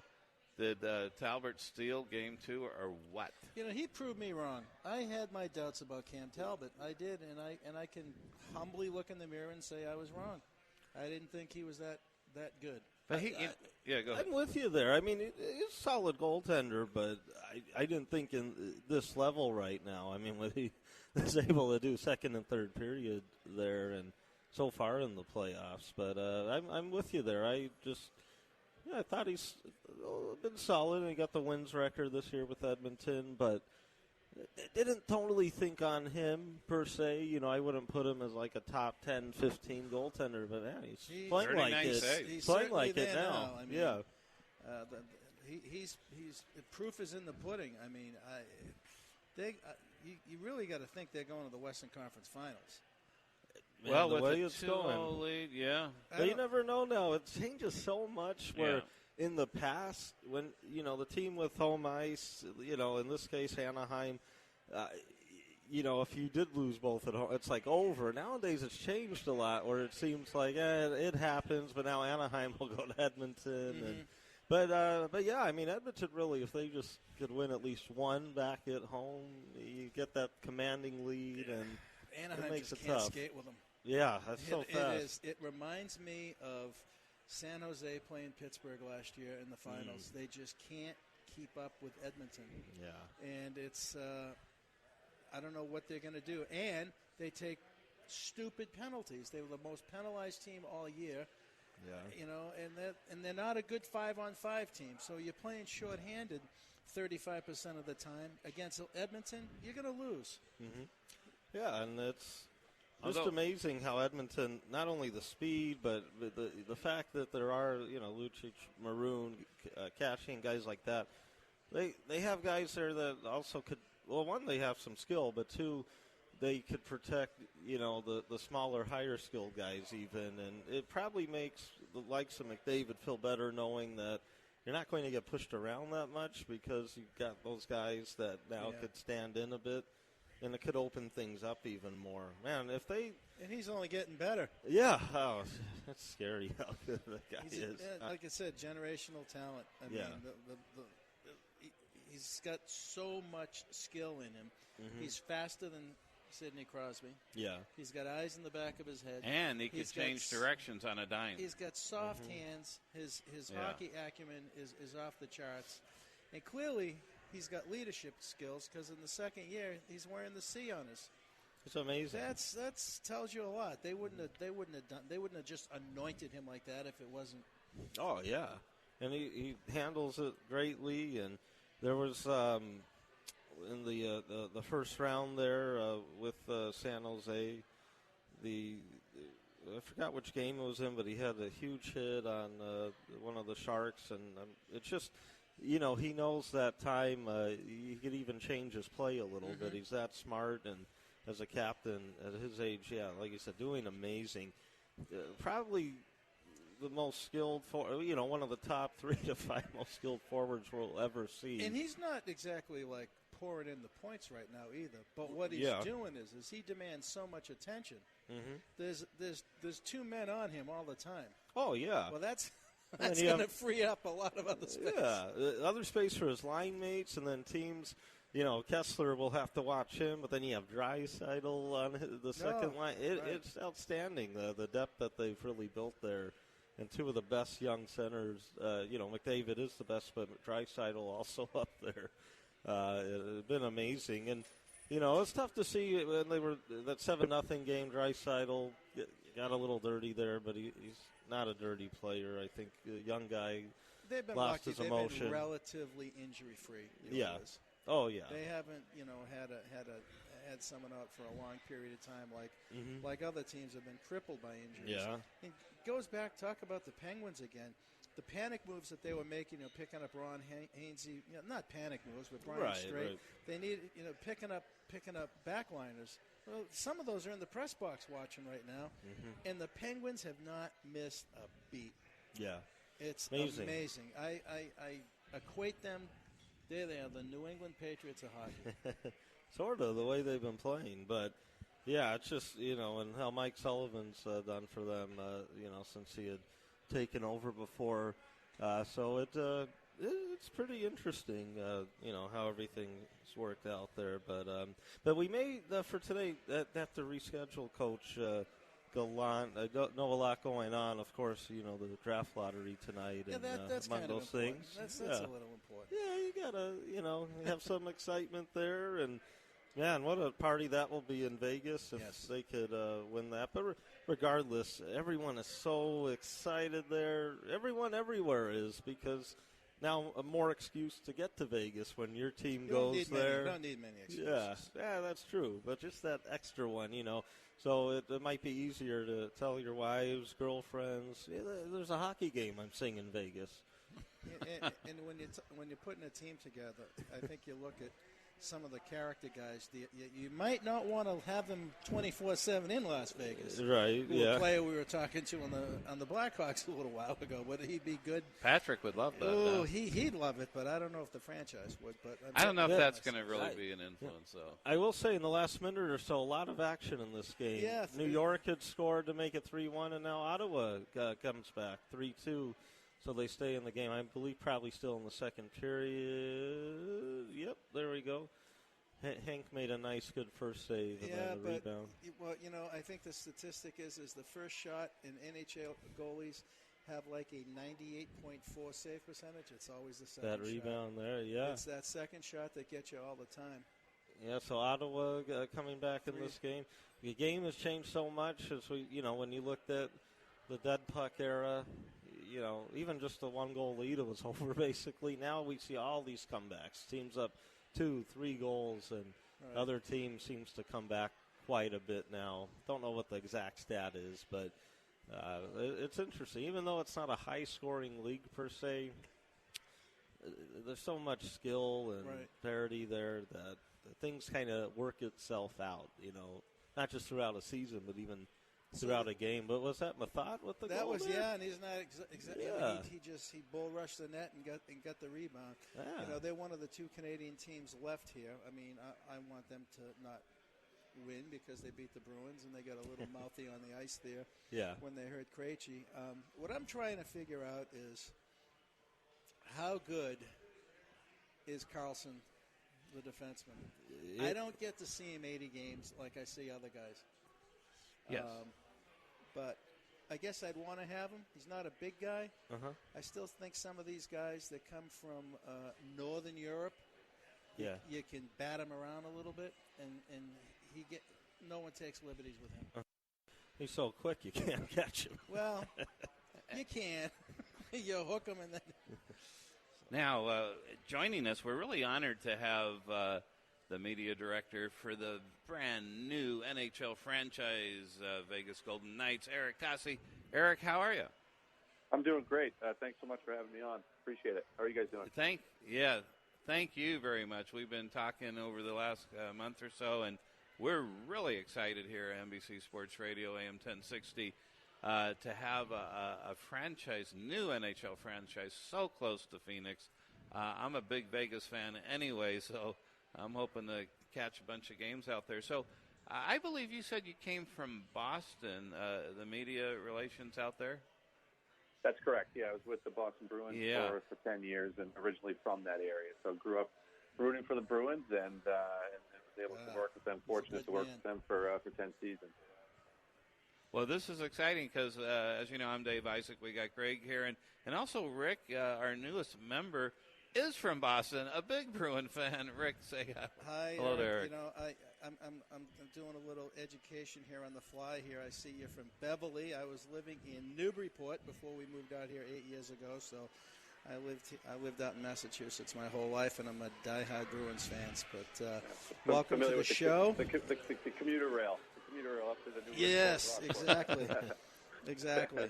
And I used to take the rail down into the Fleet Center or whatever they call it and catch the Bruins games and the Hockey East games. Good times. So, Eric, this is a dramatic change for you coming from the East Coast right to the West Coast. What motivated you to do that? Well, it's an incredible opportunity and something really special to be a part of.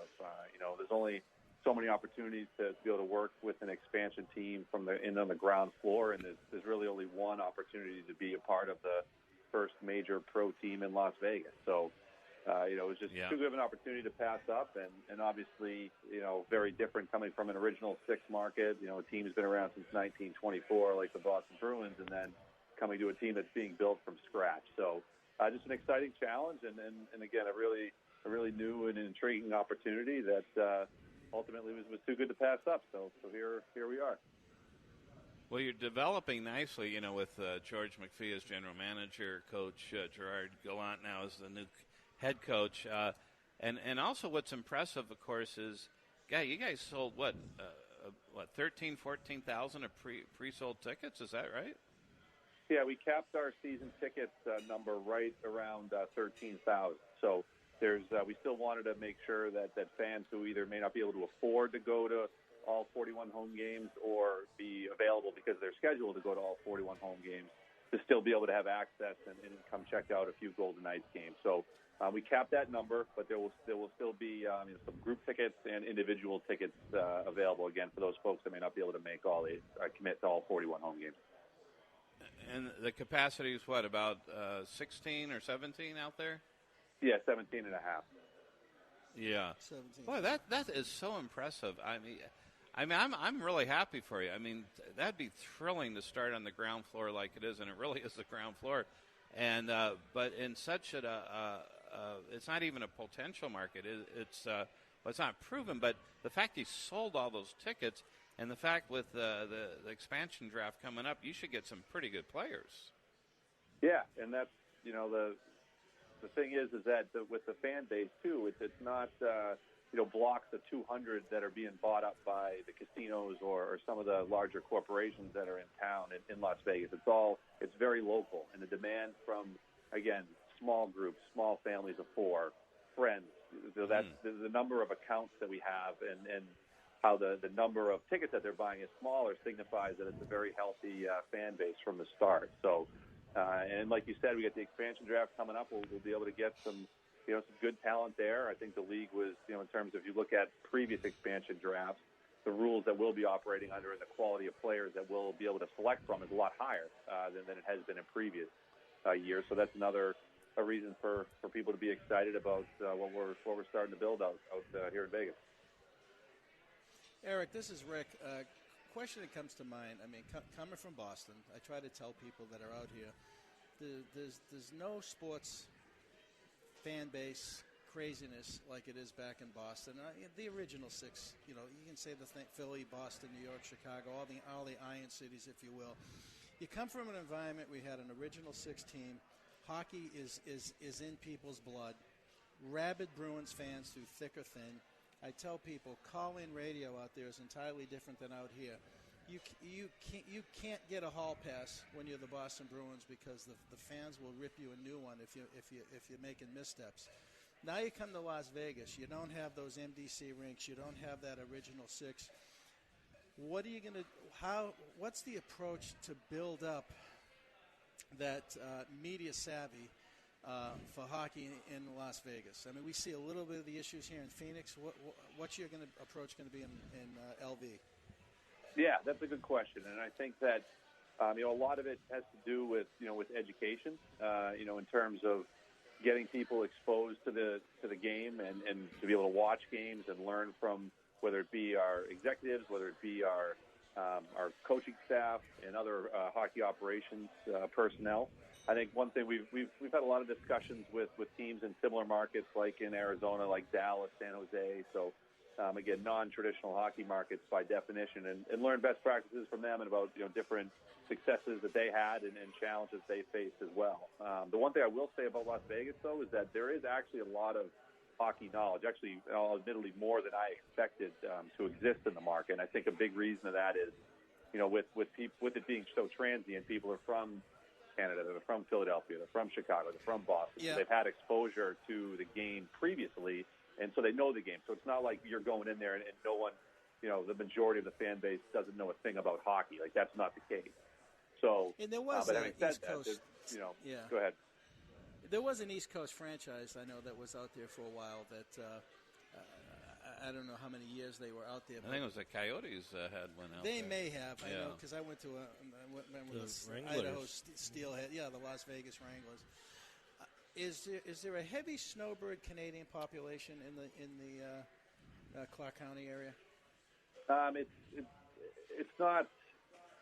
I would say I wouldn't say it's significant, but I mean there's a good amount. But Again, it's from people from all over, really North America that call Las Vegas home. So I think Arizona probably has a higher snowbird population from Canada than Clark County.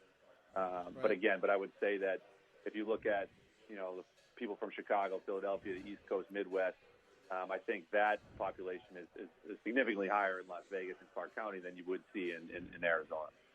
Right. I mean, the 20 years the team is. I mean, we can have special shows talking about some of the struggles down here, and we couldn't cover them all now.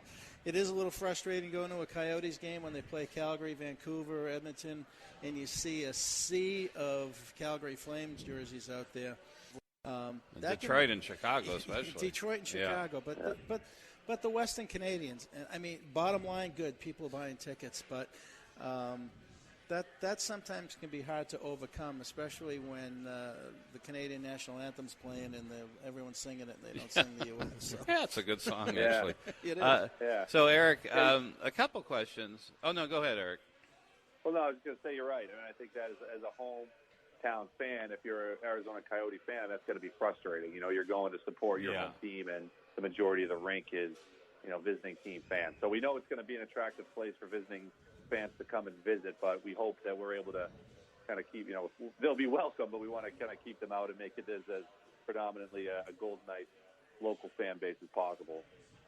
Yeah, and that makes sense. Now, there's two things, two other questions I'm curious about. One is, I'm sort of guessing that you'll be like L.A. Lakers in terms of celebrities coming in. Do you think you'll have a bunch of celebrities? There's a bunch of them live in Las Vegas. Of course, they're coming in and out all the time.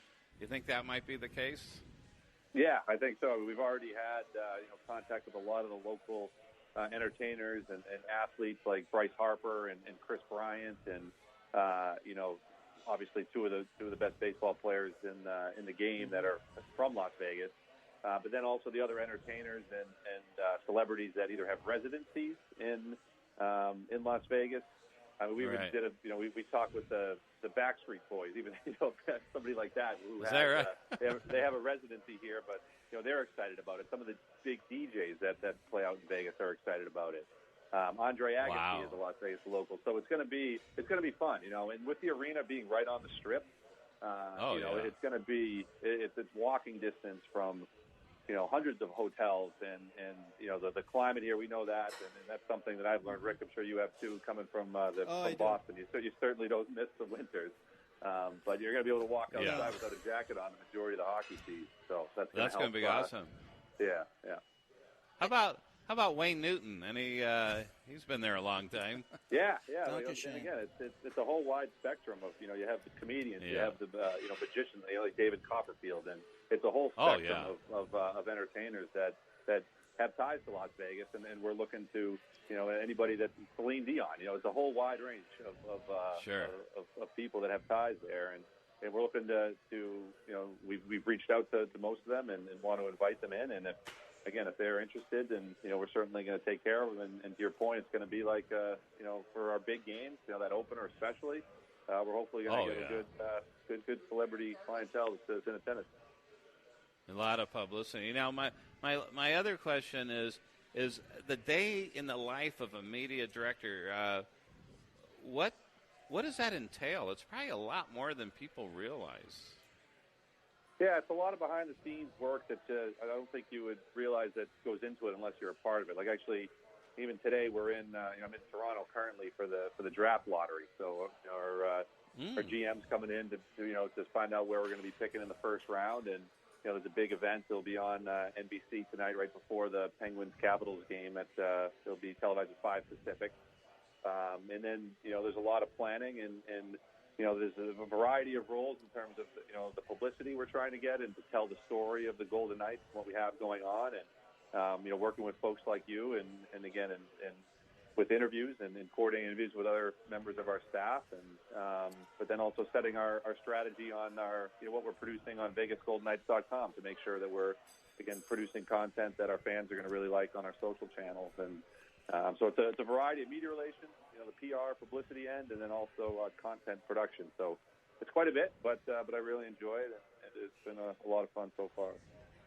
And I do want to say you've been outstanding, and we really appreciate you, and thank you very much. And I think that makes everything even so much better, and it's certainly a good choice picking you for the Vegas Golden Knights. I have a question for Eric. Yeah, I obviously, appreciate that.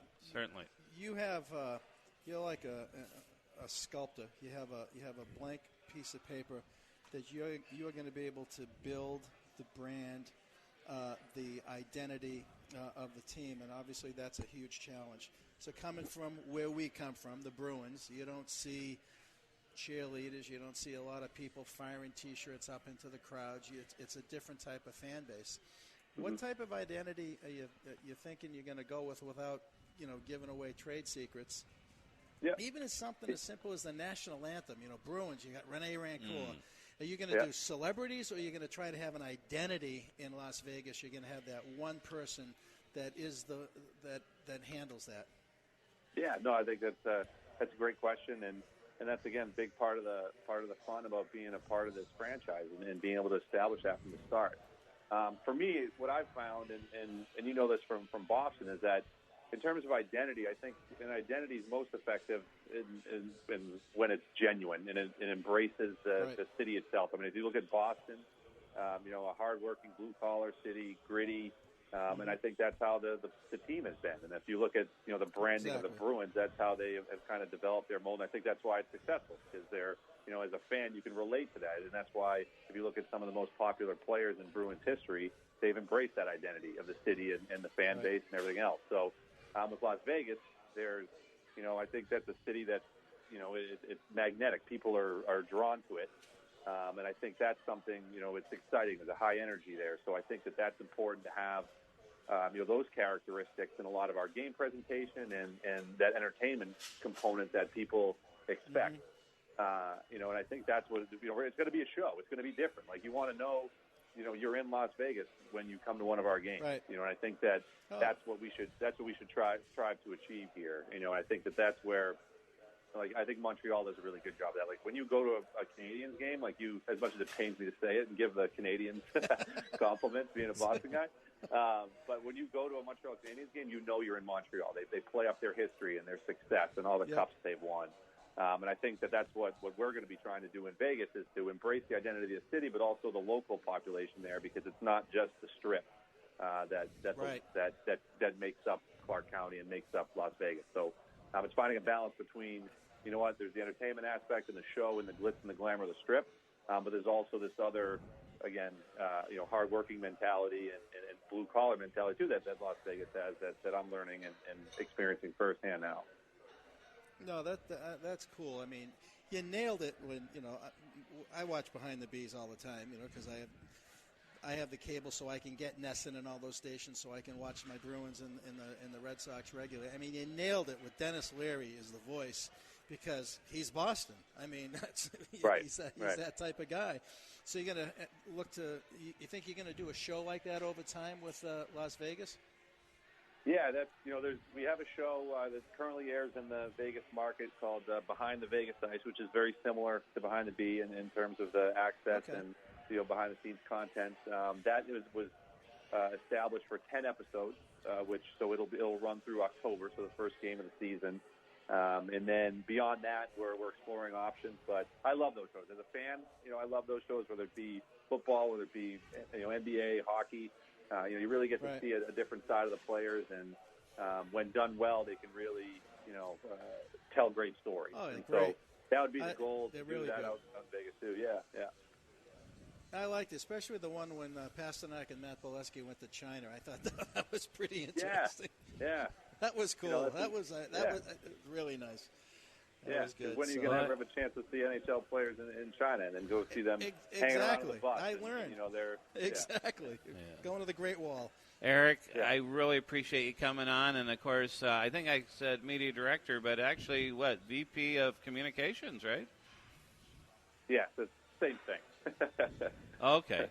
But, just that great to have you on, and we'll have you on again, and maybe get the coach on, and, of course, the GM again as time goes on. I know how busy they are. Big night tonight. And, again, thank you so much, Eric Tossi, for coming on our show today. Yeah, thanks, Eric. Absolutely. Yeah, we appreciate the support. Enjoy the talk, and we'll catch up soon, guys. Thank you. You get.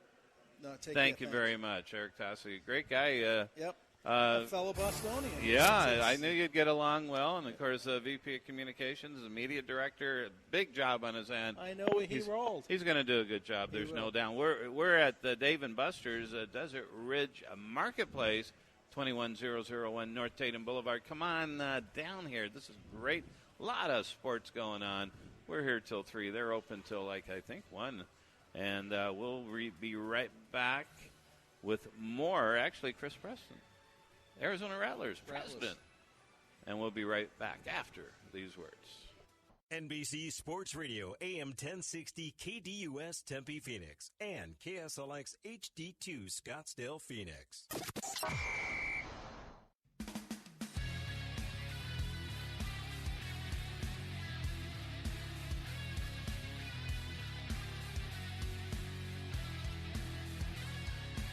And welcome back again. You are listening to Real Hockey Talk. It's now actually Breakthrough Sports, making the transition from hockey to general sports. And we're Dave & Buster's, located at Desert Ridge Marketplace, 21001 North Tatum Boulevard in Phoenix. And again, thank you to Eric Tassi, the VP of Communications, Media Director for the newest NHL franchise, the Vegas Golden Knights. That's going to be rocking and rolling there. I can't wait to go some of those games. How about you, Greg? As long as you don't say rocking and rolling. But I like rocking and rolling, right? Yeah, right. No, it's going to be amazing out there. And you saw just from, preseason games, Frozen Fury, when LA would have their games there, just amazing. And now, for the regular season and the hometown team, that is really exciting. I mean, I'm just, ready to get out there and see some more action during this coming season. I think it should be really, really good, right? Yeah, absolutely. And let's see, crew, I think we have Chris on now. He is. All right, Chris Preston, the president of the Arizona Rattlers. Chris, how are you? I'm great, guys. How are you? Hey, good. Thank you so much for calling in. It's been a while since you've been on the show here on NBC Sports. But, there's been some dramatic changes since we have talked last. Of course, we've had Kevin on, Coach Guy, usually almost weekly. But Chris, from your perspective, going from the AFL to the IFL, what does that mean to you? How has it either changed your job, made it challenging, made it easy? What have you seen, especially with the fan base? What type of response are you getting? You know what? It's been a pretty seamless transition, to be honest with you. I think the initial phase of making the change and, obviously getting that information out to our fans was probably the biggest challenge, but certainly we're many months past that, and now that we're halfway through our first season in the IFL, it's been a nice change. Certainly a different style of football, probably more of a traditional style of football than fans have become accustomed to in the Arena League, but certainly very entertaining, and our fans have really taken grasp of it, and our attendance is actually up, so we're in a good spot. I got to tell you, I've been a fan and reporting via the radio for 6-7 years now, Arizona Rattlers, and I got to tell you, I love the style better. I love the run game. You have a whole different set of rules, more like the outdoor game. Are you getting that reaction from the fans too, that they're enjoying this style of football better?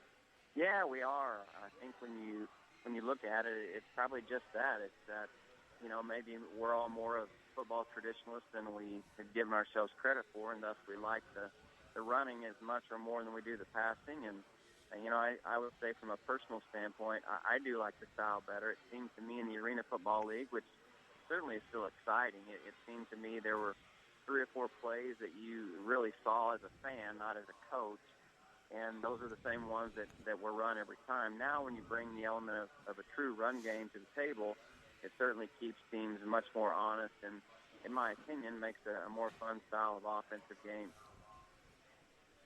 Yeah, I agree, and I just really have been enjoying this. And, they're in pretty good position here, coming in with pretty much a brand-new team. I think 5 or so returning Arizona Rattlers from last year, but pretty much a brand-new team, new set of rules, just new strategies. But they're certainly in a playoff position. They win tonight.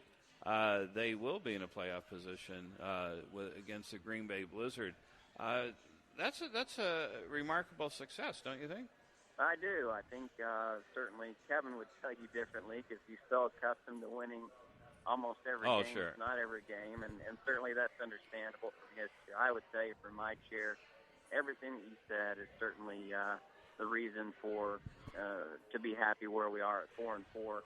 Certainly, there's strides to be made, and you made a great point. I think the biggest thing to remember is we have a completely new team, and so all of our stars from the past, from Nick to Rod Windsor to Kerry Reed to Maurice Purify, and then on the other side, Tyree Glasper and Kellum, those guys are all gone. Those guys were superstars, not only for our team, but for the league. And now that we've got all new players, there's a different level of expectation that we're trying to get them to understand. Yeah, there's no doubt, and I know Coach. He's been incredibly successful, but I still consider this, and I do think the fans do. Thus far, at midway in the season, a success. Just keeping close. It was a close game last week against the first place Spokane Empire. They could have won it, but they didn't. But still, just the fact that you got to get in the playoffs would make this an incredible season, and you never know what could happen at that point. The maturity of the team will be towards the end of obviously the end of the season as the playoffs roll in. So I think it's exciting. Now, when I go to the games, I notice the crowds seem larger and larger, and that's got to be a great credit to you, Chris. Well, I appreciate that. It's not all me, but certainly our partnership with the Phoenix Suns has been something that's been great for us. They manage the ticketing side of our business and have done a great job in that regard. And as you mentioned, our crowds are up. Our attendance is up, and that's a testament to a lot of people. And mainly, to be honest with you, it's a testament to the trust that the fans have with the product that Kevin's going to put on the field. And when they know that each and every night they can come watch a quality program, that's fun to come see. You mentioned the record, and we got beat on the last play of the game by Wichita Falls, which brought a great team in here. And when you look at the standings, and again, us at 4-4, we're two games behind Spokane, but we also go to Spokane 2 more times. So you mentioned it, tonight's a big game, as is every game, and I think one of the things that we see, and maybe one of the reasons we like it better, is that there's so much more parity in the league. There are 2 teams in the league right now that are struggling, and the other 8 teams are all fairly equal. And because of the run game, there are less possessions on offense, and thus the games are closer. Yeah, I totally agree. And I think, I saw something that I didn't know. We have a segment, What Did You Learn This Week? And now it's supposed to be about hockey in our first 2 hours, but I learned something about you this week, that you're the team president for the NBA Developmental League's Northern Arizona Suns. I am. Is that true? I had no idea about that. Yeah, how do you do both jobs like that? That's incredible. Well, there's 3 of us here. There's myself and Ashley, my right hand, and then one of our new coworkers, Cara. The 3 of us do both teams, and there are times during the year when it can be challenging, but last year was our first year of NBA Development League, so we learned a lot in terms of time management, where the high tide mark is for both football and for basketball, and where the time management challenges are. So year 2 will be much more smooth, and it's a challenge to get a brand new business off the ground when you're also running another business, but it was also a great learning proposition as well. Yeah, that's when I read that, I go, wow, how do you do all that? But, and you, of course, been involved in hockey, too, up in Prescott, right? I have. I've been involved in minor league hockey for 22 years, so it was my first job out of college, and remained my job for, like I said, about 20 years. Yeah, that's wow. You got a lot of diversity. The Rattlers definitely lucky to have you, and of course, Arizona Rattlers. What a class organization that is. I mean, Ron Schertz, starts at the top. He's a phenomenal, successful business guy, real successful with the Rattlers. I remember in the day he was a big fan of the Rattlers. Now he owns the Rattlers. And coach and general manager Kevin Guy and yourself.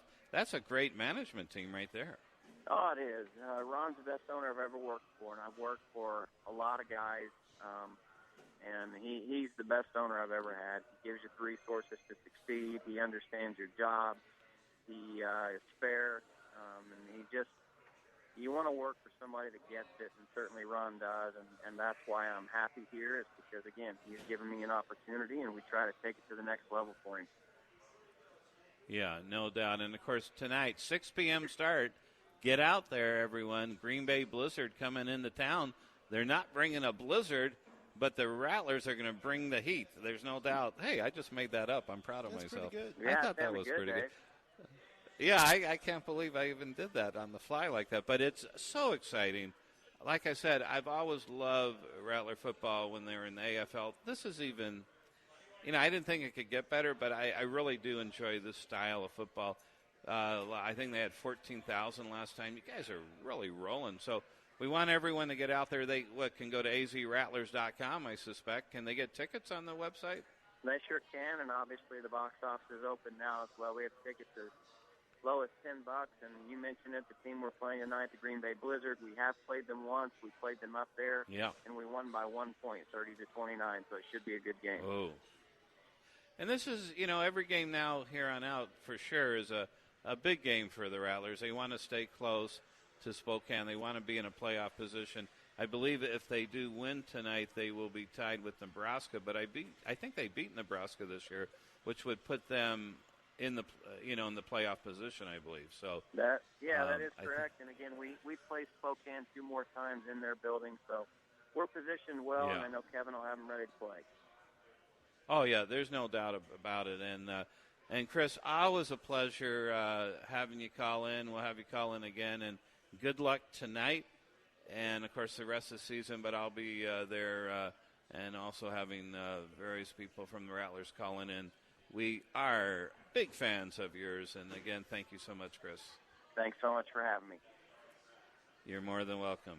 All right, and that, of course, that was Chris Bresson, president of the Arizona Rattlers. But, Greg, did you – I mean, you're sort of an NBA guy.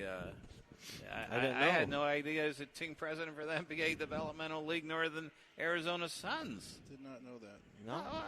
How's Find that? out something new again. Yeah, how do you do 2 jobs like that? I have no clue. But anyway, he does a great job. And so there we go. And we are at Dave & Buster's. Actually, we want to talk with one of the managers. So if one of can we what if I disappear for a few minutes and you guys talk some hockey or well, actually baseball or whatever you want to talk about? And let me get one of the managers there. We can do that. All right, absolutely. And here is Greg. Okay. And Rick.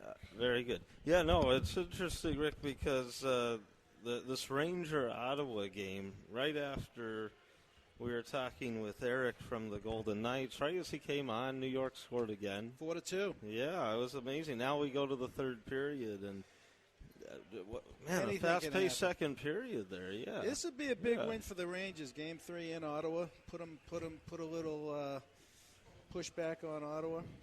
Yeah, to do that. Yeah, well, Ottawa with the lead right now in the series, and still plenty of time, as you said, and the way lead changes go nowadays with the NHL, anything is possible and going on there. But, yeah, so it's big, and then tonight, the draft lottery. So, I'm looking forward to it, being a Kings guy, because they still have a team? They do, yeah. That's right, they do. And Coyote fans, of course, if you win the lottery, even though, as we talked about earlier with Josh, yes, there may not be that sexy name at the top, and Ottawa scored while we're saying that, 4-3 now. We knew that would happen. But, hey, you know what? You never know. You'd rather have, a top 3 pick than not, if you can, obviously. No, I think, this game's been, watching it, Craig Anderson's playing like Craig Anderson. Oh, okay, yeah. But Lundqvist isn't playing like, King Henrik. He's Oh, yeah, down and out there on the yeah, circle. losing his balance. And well, it took that hop off the boards, it looked like, and then Ottawa, I can't tell who scored from the single. What's surprising, though, Ottawa, I think Canada, 2 Canadian teams left, 2,500 empty seats. Yeah, that was interesting. I can't believe that. They were trying to say something about the location of the arena, which it's like, why? Bunk. It's just outside. Trust me, you can get anywhere around Ottawa, one side to the other in 40 minutes. Yeah, it's not like you're going through New York, Manhattan to the Bronx. Okay, that's that's unheard of. Yeah, that really is.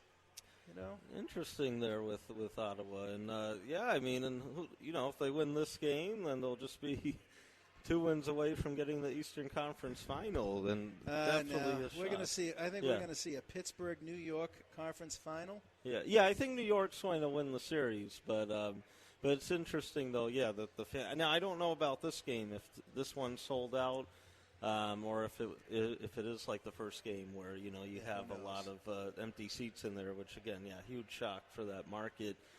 They're in the playoffs like this now.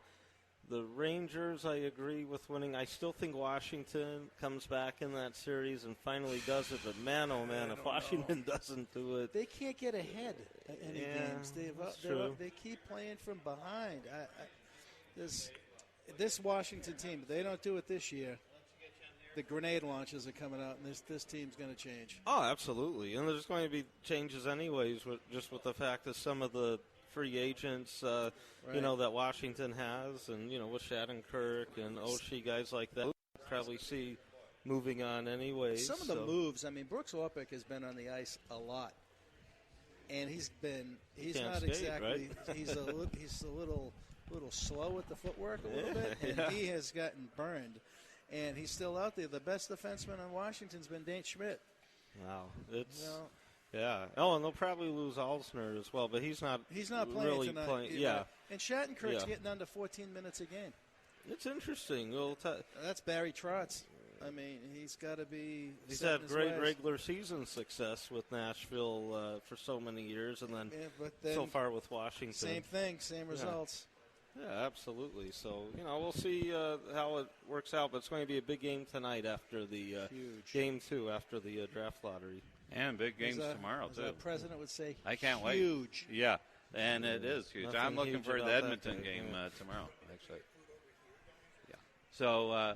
So right now, joining us is the general manager of this great establishment, Dave & Buster's Desert Ridge Marketplace. We have Brian Endeberg. Brian, welcome. Thank you for having me. Appreciate it. Oh, yeah, this is great. I love Dave & Buster's, and I know you have at least 3 locations in the Phoenix metro area, pretty much. We do. Yeah. And am I allowed to say this is my favorite? I would be happy for you to say that. Thank you very much. I think I just said it, but I did say it because I love this place. During football, I'm here eating and watching. He got all these great big screen TVs, but the bowling, my grandson just loves it here. He bowls, and he's, 6, I think, right now. And this is a great Dave & Buster's, but they all are. That's true. I'm not saying they're all A+. This is A++. Hopefully no one heard that, but they probably did. So tell us, how long have you been here? I've been with the brand for 16 years. I actually opened this location back in 2001. Worked here till 2010. Worked in Tempe at our Desert Ridge, at our Tempe Marketplace location. We've been there, Yep, for 6 years. Just came back recently. We're very excited. We're going under a partial remodel, as you can see right now. We're going to be adding, and you talked about football. We've got a real treat in store for you. In about 4 weeks, we're going to open up a brand new sports lounge in our facility. 200 seats, over 15 75-inch televisions, 3 giant projectors. Oh, man. 3 billiards tables. It's going to be Can the you most. eat there, too? Oh, of course. You can do everything. It's going to be amazing. You just put me in heaven there. Yeah. I thought this was great, and that's even. Is it going to be an extension of this particular section? It looks like we're in the restaurant you're right in our now. dining room right now, and this is kind of our classic dining space. Yeah. What we're doing is creating just a really great space for sports viewing, even more so than the one you're in now. So we'll have 2 great spaces, but one brand new. It's going to look and feel just very modern and very, very cool. almost like maybe the San Diego location. Have you been there? I have, and actually it will be very similar to that. Love that one, too. Yeah, very cool. Yeah, I go there. I've been there a lot, and it's a tremendous place to watch sports. Definitely. I mean, of course, you got all the games for the kids and the adults. I'm a big kid, too, but really good. Rick, I think you have a question? No, I've been to the one in the San Jose area. Mm-hmm. I got lost in there. It might have been had a couple of two beverages. But Oh, okay, fantastic there you go. Place.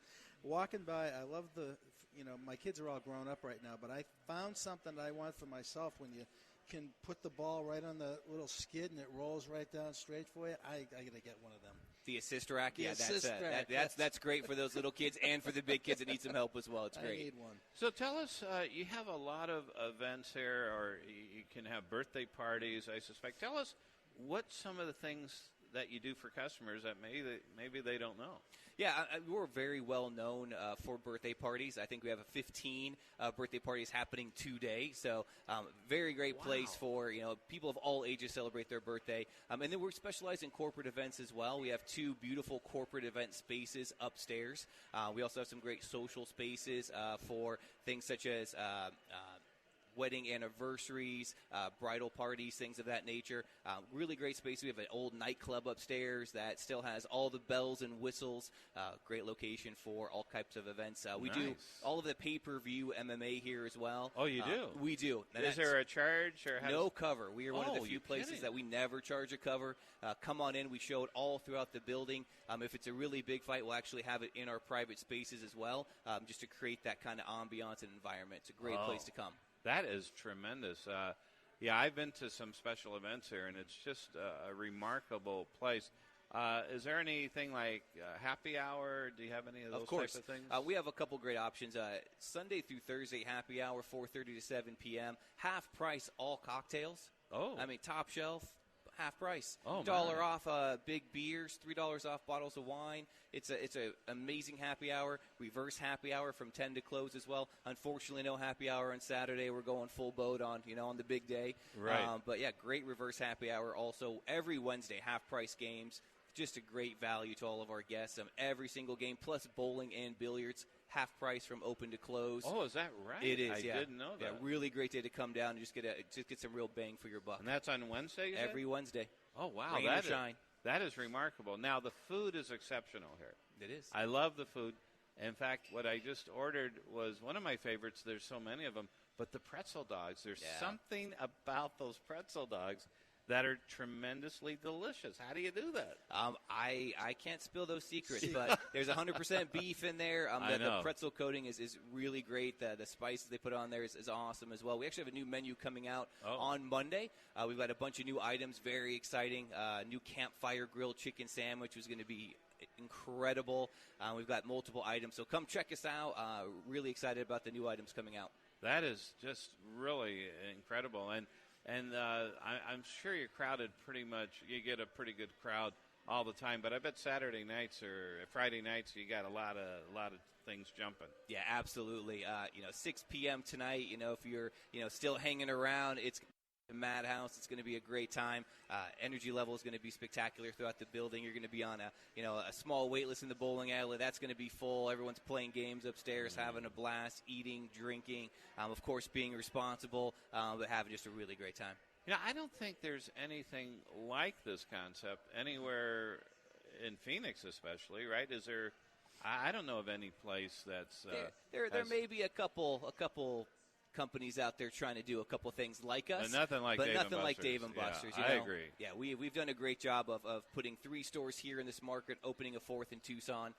Good stuff.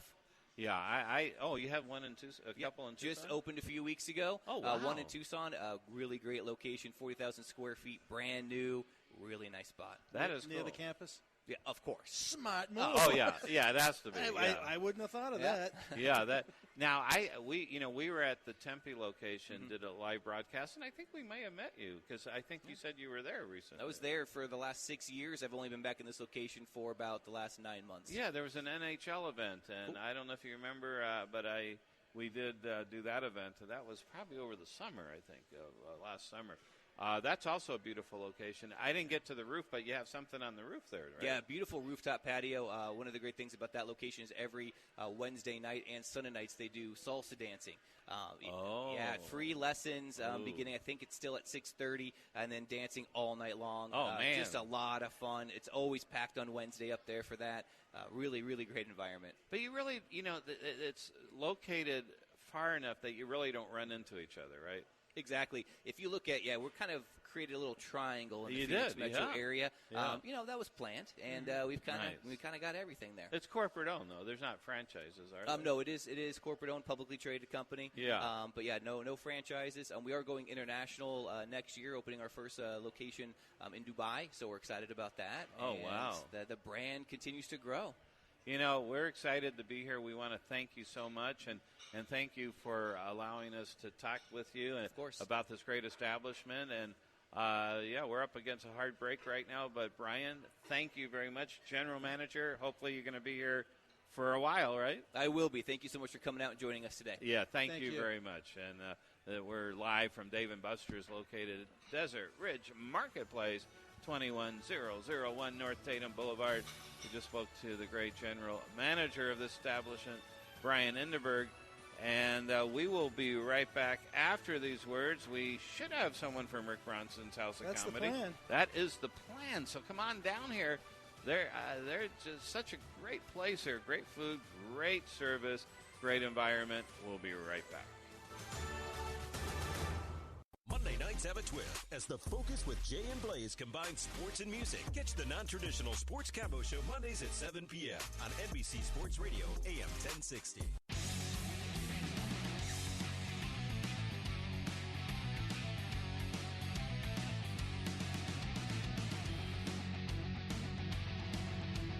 And welcome back again to Breakthrough Sports live on NBC Sports Radio, AM 1060, KDUS in Phoenix. And we are broadcasting live from Dave & Buster's located at Desert Ridge Marketplace, 21001 North Tatum Boulevard. Come on down. We are sampling some great food right now. I have the pretzel dogs. Rick, you have the calamari, and Greg has some delicious steak and pasta, shrimp, looks like. Oh, shrimp? Linguine. Oh, man. Steak, shrimp, yeah. This is good food. This is really good food. They have it all here. The great bowling alley. Very nice. They have the games. They have, as General Manager Brian Enderberg was talking about, the special corporate events you could have. They have no charge, I believe he said, on the UFC fights. And that's no cover. That's that's a good deal right there. And there's some. I wonder if there's a fight tonight. We could start one. Okay, I'm going to pick you in the third round against me, and Greg in the first round against both of us. No, I'm kidding. There you go. Yeah. So, anyway, we're sort of mixing and matching, right? We'll probably talk some more hockey right now because it is the hockey time right now. I love the Edmonton series, I got to tell you. Yeah. I wanted to mention we talked the last time we were talking about Bruce Cassidy and the Boston Bruins. Yeah. Finally, the Bruins didn't take 40 days and 40 nights to come up with consensus that Bruce Cassidy should be the interim coach, taken off. Is that Bruce Cassidy or Butch Cassidy? Both. He can be whatever he wants. I mean, he turned the team around. Chara, David Backus all said really good things about him. He is your head coach of the Boston Bruins. So. Oh, yeah. Yeah, it's funny because before I saw that this week, I forgot he was even the interim coach. It was such a great job that he did there. And, so exciting stuff. And, speaking of great coaches, of course, award season, nominations all coming up now. And the Jack Adams finalists, announced this week, among others. But Mike Babcock with the Maple Leafs, unbelievable. I have my guy, and I don't even know if he's a finalist, but I'll let you read him off. Yeah, who are the finalists, do we know? John Tortorella, Columbus, and, of course, Todd McClellan, Edmonton. Oh, man, this is a tough pick, actually, right? Who was your guy, Rick, that you were thinking of? Peter Laviolette. Yeah. Well, he is the most underrated NHL coach. He's won a cup. Look at his record. You're right. He is. I think the thing since it's just regular season with Nashville, because they snuck in there, but were kind of expected to. But yeah, it's showing come playoff time now how amazing. If Nashville is to win a cup, just speculation, this will be cup number 2. For he won the Carolina Hurricanes. Oh, yeah. Nobody talks about that. Yeah. That's right. You're so right. he could be, first of all, he's a one-cup winner. That puts him ahead of Todd McClellan and some of the, Trotz and Boudreaux and all these. He's won a cup. He was successful everywhere he went. Arguably, he should have been the Bruins coach years ago when he was at Providence, and they messed that up. Yeah. Big shock. He's fantastic, and he flies under the radar in Nashville. Well, here's a great call. Oh, go ahead. I was just going to say, I think who deserves it, Mike Babcock. Why do I say that? Because they made the playoffs and you weren't expecting. And they had seven rookies, right? Yeah, exactly. Playing 7 games never happened in NHL history. They have 6 rookies playing now. I think that's not easy, and the turnaround has been phenomenal. That's just my pick. How about you? Yeah, I would agree, because what McClellan did was also great with Edmonton, but they had made some additions in the offseason. You knew that now's the time. You knew they were going to break out. We thought 5 years ago they would. Yeah. And they broke out in a big way, but then Tortorella, Columbus is a team, the last couple of years you expect more out of. Didn't happen. Yeah. Takes over last year. And but what they were able to do in the regular season, especially that huge win streak they had at that one point. That's right. All great choices, but it's got to be Babcock. I mean, who would have thought Toronto would really already be able to put it together like this? And played really, in the playoffs. Right, and again, that doesn't matter in this, but still, as a coach per se. But strictly just regular season, and for this year. Is how the voting goes. But if you did have a playoff award, too, you would add some other guys in the mix, like Rick said with Laviolette. How great of a coach he is. Oh, look what Mike Yau's done on St. Louis. Oh, yeah. That's true, too. That's phenomenal, right? That was a nice change, too. So I guess we'll see who wins that, but I'm going to vote for Mike. Greg's voting for Mike. How about you? Who you added the 3? Abstain. No way! You can't abstain unless you're a teenager. Because I'm pouting. I'm stomping my feet that my guy wasn't in there. Now, I'm going to say this. Yeah. And this is very difficult for me to say this. Oh, it is. John Tortorella. Yeah? Just because of, I know John a wee bit from back in the days. Oh, okay. He can be tough. Oh, yeah. But I got to give the guy credit. He mellowed. He something finally kicked in the cranium, or maybe it's really good Xanax. But maybe it's paying off now. Something's working, and he did a really good job. And beware of the Columbus Blue Jackets down the road. They are young, cap space, excellent goalie. That's right. So we'll see what happens. Now, some of the other awards, are we picking? Well, let's go right to the Norris Trophy. Yeah. Let's see the candidates. I'm trying to remember. Well, Brent Burns, Carlson, of course, and going blank. Shea Weber? Is it Weber? It may be. Yeah. What's going on here? I don't think it was Weber. Yeah, though. someone else. I don't think Weber. I'm trying to remember who it was, but I could pick without even knowing who it was. What do you think of that? I'm going Brent Burns. He's older. Oh, the other Victor two, Hedman. Yeah, the other two, what, about 26 each years? I was with Burns all along just because I thought he had a chance to also win the scoring trophy. Yeah. He is. Had a phenomenal year. I like.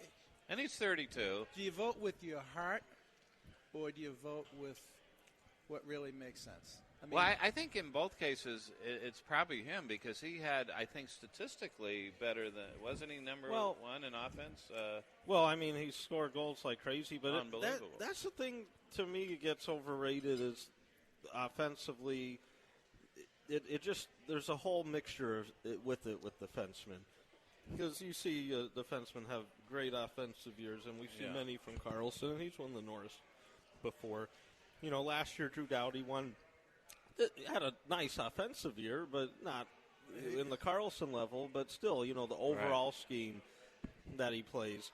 But, just how amazing Burns did, if you do look at that. 29 goals, 76 total points, and what he did from that standpoint. Now, Hedman had 72 points, Carlson 71. They all had around the same amount. Yeah. So in that regard, they were all amazing. I just think then you go with your heart, the older guy.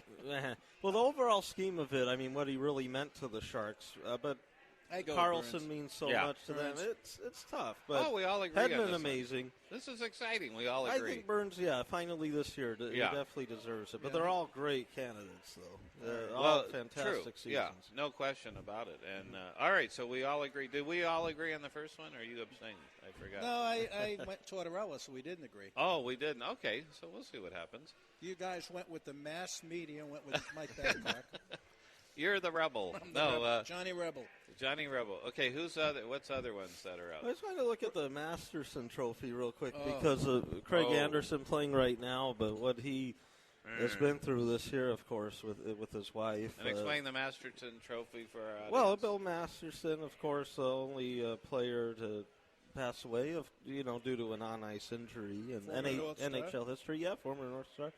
And comeback player of the year award. And so, you have usually someone becoming a tragedy or life-altering situation, continue playing in the league. Derek Ryan is in there as well, a 30-year-old. He had a cup of coffee last year with Carolina.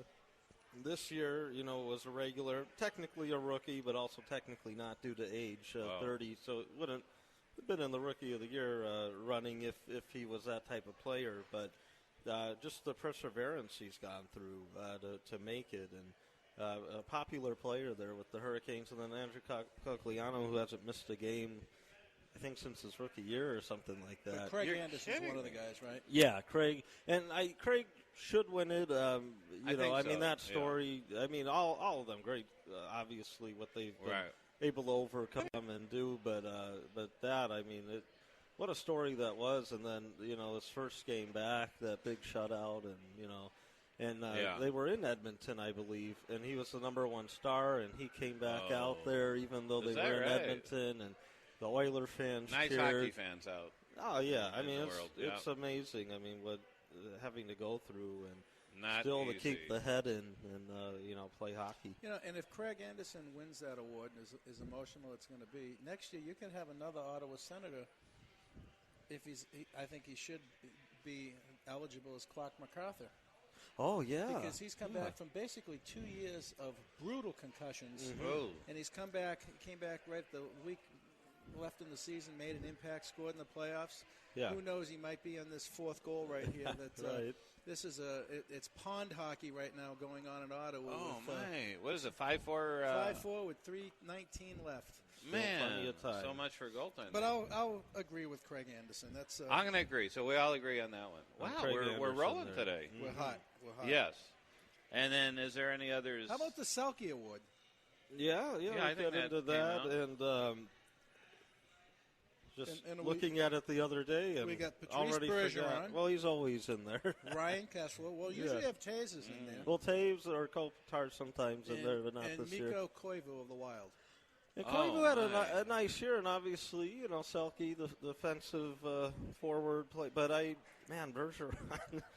Kessler, he had a good year. I think, with what he did, I'd say either Kessler or Bergeron. I'm going to go Kessler. What do you say? Bergeron has won it before. Yeah.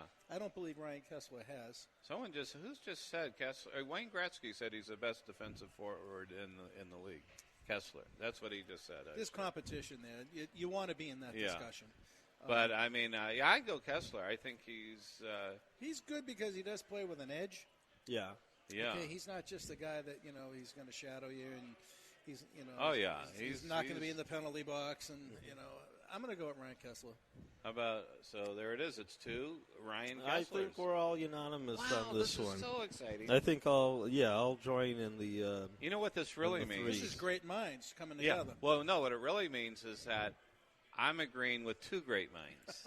And that upgrades my stock a bit. Okay. Or you're reading our notes. Yeah, not reading the notes. But, no, but I agree with all of you. Okay, is there who else? Oh, we got 2 major ones left. Yeah, what are they? Well, we got the Hart as the MVP, and then we have the Vezina. Yes. Man. So who wants to go first? Who do we have? Who do we finalists? have? Yeah, who are the? I don't. Did they announce the Hart finalists? I know sure the Vezina they did, but I don't know did. if they announced the Hart ones yet. But you know that McDavid, Brent Burns should also be in on that. I mean, I think you got to give it to McDavid, but Crosby could be in. The three guys should be McDavid, Crosby, and Brent Burns. Yeah, let's say, I would agree. Those should be the three guys. And then I think you go. Probably go McDavid. It's going to be tainted McDavid. Yeah. Just like Austin Matthews is going to win the Rookie of the Year. Yeah. I think that's good analysis. And for the good reasons. I mean, other guys aren't going to have a chance. But Laine, different market. Yeah. Toronto's a huge market. Edmonton is because of Connor McDavid. I think Connor McDavid wins the first of many. Oh, absolutely. Trophies. Yeah, we all agree on that one too. That's amazing. With McDavid and the Vezina, which was announced about a week ago, Carey Price, Sergei Bobrovsky, and Braden Holtby, all deserving, great candidates. This one it's I tough. do not think we're going to agree on. Yeah. I have a feeling. It's very possible. If you look at the value to the team, without Carey Price, Montreal is nothing. Yeah, that's true. They're just another team that can't score. Mm-hmm. Carey Price also did not have that great a playoff series. Mm-hmm. He wasn't, but also look, he had struggles in front of him. Bobrovsky, phenomenal, and he's only going to get better. Mm-hmm. He's only going to get better. And Holtby has been this way now for like 2 years. Oh, yeah. He's been who you think he's going to be.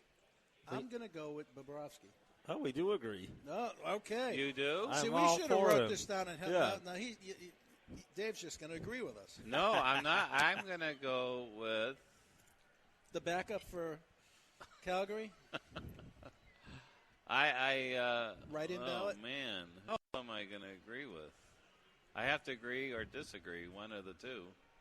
Not just about stats in the sense where, I mean, as Rick said, spot on. I agree with, how Carey Price, and you saw last year how Montreal, that great start, as soon as he got hurt, they didn't even make the playoffs. How about after Josh that. Gibson? He didn't get Anaheim had a great year. That's John true. Gibson did well, but the thing is, Bernier played quite a bit as well, but these guys are really the big three this season, I think, with what went down. But Bobrovsky is I'm going to have amazing. to. I guess I have to agree with you guys. I thought that was. I was trying to go to Holtby, but I just couldn't. It was right on tip of my tongue, but I go, well, I think we got to go Bobrovsky. Now, if Washington was up 2-0 on Pittsburgh, would you have gone with Holtby? No, I don't think so. And they're not going to be too up on Pittsburgh. Pittsburgh's going all the way. All the way. If they were, would it have influenced your vote here today? I don't think so. But if you were one of the real voters, you could only go on the regular season. Exactly. You would have had to block it out. Yeah. Because Washington has a tremendous team behind them anyway. And but I mean, not to take it. They tied it, Ottawa. Sorry to interrupt. They did. 5-5. Unbelievable. They tied it? You mean the Rangers were up? They were up 5-3. Oh, yeah, that's right. 3 minutes left, and then Ottawa with a couple of quick goals. Oh, that's crazy. Well, they brought the extra man up. Mm-hmm. Oh, that's amazing. And the playoff overtime records already this year, right? Yeah. That's been amazing. Yeah, so much. So what Let's see series if it's a clean goal. Let's see there that it first. is, and it looks. It's a clean goal. Now, here's the question: what series are you? If you could only watch one series in the second round, which one would it be? One series. And you got the Rangers, Ottawa. You've got Edmonton and Anaheim. You got the Predators in St. Louis and Pittsburgh. Washington. If I'm on a deserted island with one cable with station. a girl, and what girl would it be? No, I'm kidding. It would be with my Jeannie. Exactly. I dream of Jeannie. If you're listening out there, Gene, that one's for you. Oh, there we go. So which series would you want to follow? It's tough. I have to me, there's two in general, I prefer more. And I know what I'm going to guess: Washington and Pittsburgh, Edmonton, Anaheim. It is, yeah. And I agree with you. And nothing against love Nashville, St. Louis, because that was a great third period games. yesterday.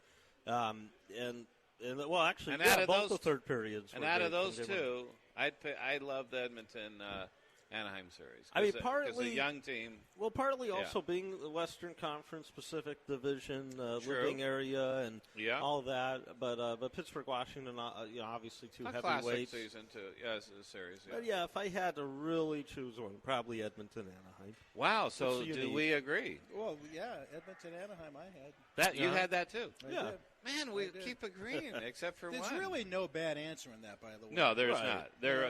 In fact, any of those.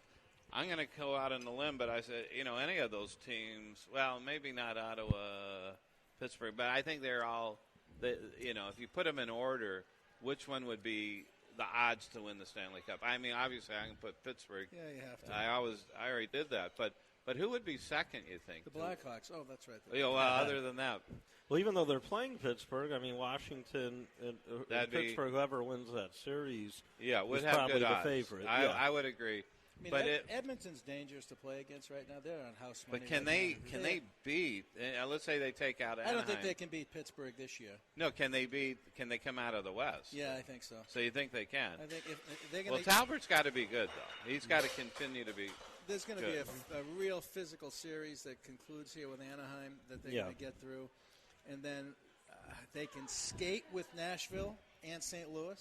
Yeah, and I don't know if those they have two some teams physical can skate presence with them. too. They do enough. But Talbert's got it. I mean, right? So far, he has the one blip was been that 7-0 Sharks wipeout game, and they pulled him. So then, so I agree. But I mean, after seeing Pittsburgh last year, and they, by all indications, they're playing pretty much the same way. Man, they were murdered to play against. And, they are. But it would be exciting to see the young Edmonton team. The game, it's all speed now. Speed. It is speed, right? I mean, Washington really didn't get faster than last year. Mm-hmm. They struggled. That's true. They didn't get by Pittsburgh because of that. It was pretty much the same team. Yeah. And look what Toronto did to them because they had a speed team. Mm-hmm. It's phenomenal. It's exciting times for hockey, I think. It is. Well, without a doubt. I'd say this. The Kevin Fiala injury for Nashville is gruesome. It was, and it is a tough situation in that regard when you look at the on ice because he was providing well for them, great young player. Teams 20 years old. Oh yeah, teams are all battling injury now. Of course, we've seen especially Pittsburgh a lot of stuff, but if not for that, I really thought Nashville would come out of the West, and I still think they may. There's just something with them. They came so close again to tying it last night, a couple posts, and they did blow the lead originally, kind of like with Game 1. It almost came back to haunt them, but that'd be great. Nashville-Edmonton, Western Conference Final would be a lot of fun, I think. Well, out of the teams we're talking about, who's the best goalie that's left? Rene is arguably playing higher than the expectation was for Rene at his age. Yeah. His defensemen in front of him, Yossi and company and Subban, phenomenal. Yeah. Phenomenal speed team, transition team. Anaheim, Gibson's playing good. You don't think about their top four defensemen that much. Edmonton, speed, and then Pittsburgh. Remember, they're doing this with Murray hurt. Yeah. Fleury's doing like he did when he won the Stanley Cup. Right, and that speaks volumes of that team. That's why I call the Pittsburgh Penguins the New England Patriots of hockey. Gotcha. They have the system, and it goes from Scranton, Wilkes-Barre. They're plug and play. Well, they got the superstars too. They do. They got two superstars, but they're putting Rust and Sherry and all these guys phenomenal, and all the injuries they've had. Man. I mean, Chris Letang's not playing. Yeah, that's surprising to me that they're doing this well without him, and they are. And I don't know, they're just powerful. We'll see. What's tomorrow? They play tomorrow. Tonight. Yeah. Oh, tonight. Okay. So after the draft lottery. So we got to go see that. Where are we going to see it? I don't know where you are, but will it be here? I got to get going kind of quick after, but I'll have Check it out. Twitter on the phone and stuff. And I'm heading down to Luke Air Force Base, and I'm taking an F-35 Raptor, and it's buzzing me right there. You're going to go to Toronto? Yeah, it's about an hour. You going to say hi to Eric Tassi? That'd be cool. Well, when you say the best goaltender right now, that's what it's so amazing Hottest. because of that. Well, they're all so hot right now, basically. Yeah, I mean, who do you really pick? Except the two we're watching. Yeah, Craig well, Anderson and Henrik They're Lundqvist. having some, they're the teams It's Pond. outside Fleury, looking in a way. Man, and Jake Allen with Talbot. I don't know. Oh, So you're watching this game. Yeah. You end of regulation. You go in the locker room. You're the coach. You're saying, shoot at the net and drive to the net right out of the get-go. And create havoc because both goalies create here screens, are having nightmares. deflections. Right Yeah, you got to do that. Well, of course, McDavid can do anything he wants. He's that guy is. I'm just really impressed with McDavid, but Austin Matthews, when I really start watching him, boy, I mean, he may not be able to have quite the skating, right? McDavid does, but his hands. He's above that. But He's his way hands above are ever as good as McDavid, I think. Don't you think his hands are? Well, they're great. McDavid has the best hands in the world. But they're, that guy, shot, not many people could. Yeah. That last shot he took. No, it was amazing. I mean, but pulling McDavid, it in on the bounce and straight up. But McDavid may have He is good. the greatest hands in history. Yeah, he will be. Hockey's in a good state right now. It is a good state. Yeah. Austin Matthews, Connor McDavid, Jack Eichel. Yeah. Not bad. It's not bad, and a whole host of some of the young rookies on Toronto. You got to say, hey, pretty good. How about Drysdale? Draisaitl? Yeah. Draisaitl, yeah. Amazing. I mean, how old is he? Oh, he's still very young as well. Like 23? 22. Probably even younger. Well, he's been 3 years, like Rick said, but I think, incredible. He was the third overall pick in his draft year, and he knows how to play the game, but such a good offensive player. Man, he really was breaking out last year, when McDavid was injured. What very a great impressive lineup they're going to have there. And like you guys said earlier, a few years down the line, with the cap stuff, that could come out. But you know what? Maybe they get lucky, and, if maybe the economy or the Canadian dollar, if that continues, gets strong, maybe the cap goes up, revenue keeps improving. That's right. We'll see what happens. Well, can you believe it? We're at the end of the show. This was the quickest 3 hours in history, at least our history. And it's been great, and let's thank some of the guests. Who did you have on? Your friend Josh? I want to thank Josh Yako calling back in from the East Coast, the pride of Atco, New Jersey. Bruce Affleck, Executive Vice President of the St. Louis Blues, That's right. former player. Eric Tassi, Media Director of Vegas Golden Knights. Beverly, Mass native. That's right. And Chris Presson, President of the Arizona Rattlers. Some great people. This is Real Hockey Talk, Breakthrough Sports. And we are Dave and Buster's. Come on down. We're about to end the show, but they have great food here, great things. Dave and Buster's, Desert Ridge Marketplace. See you next week.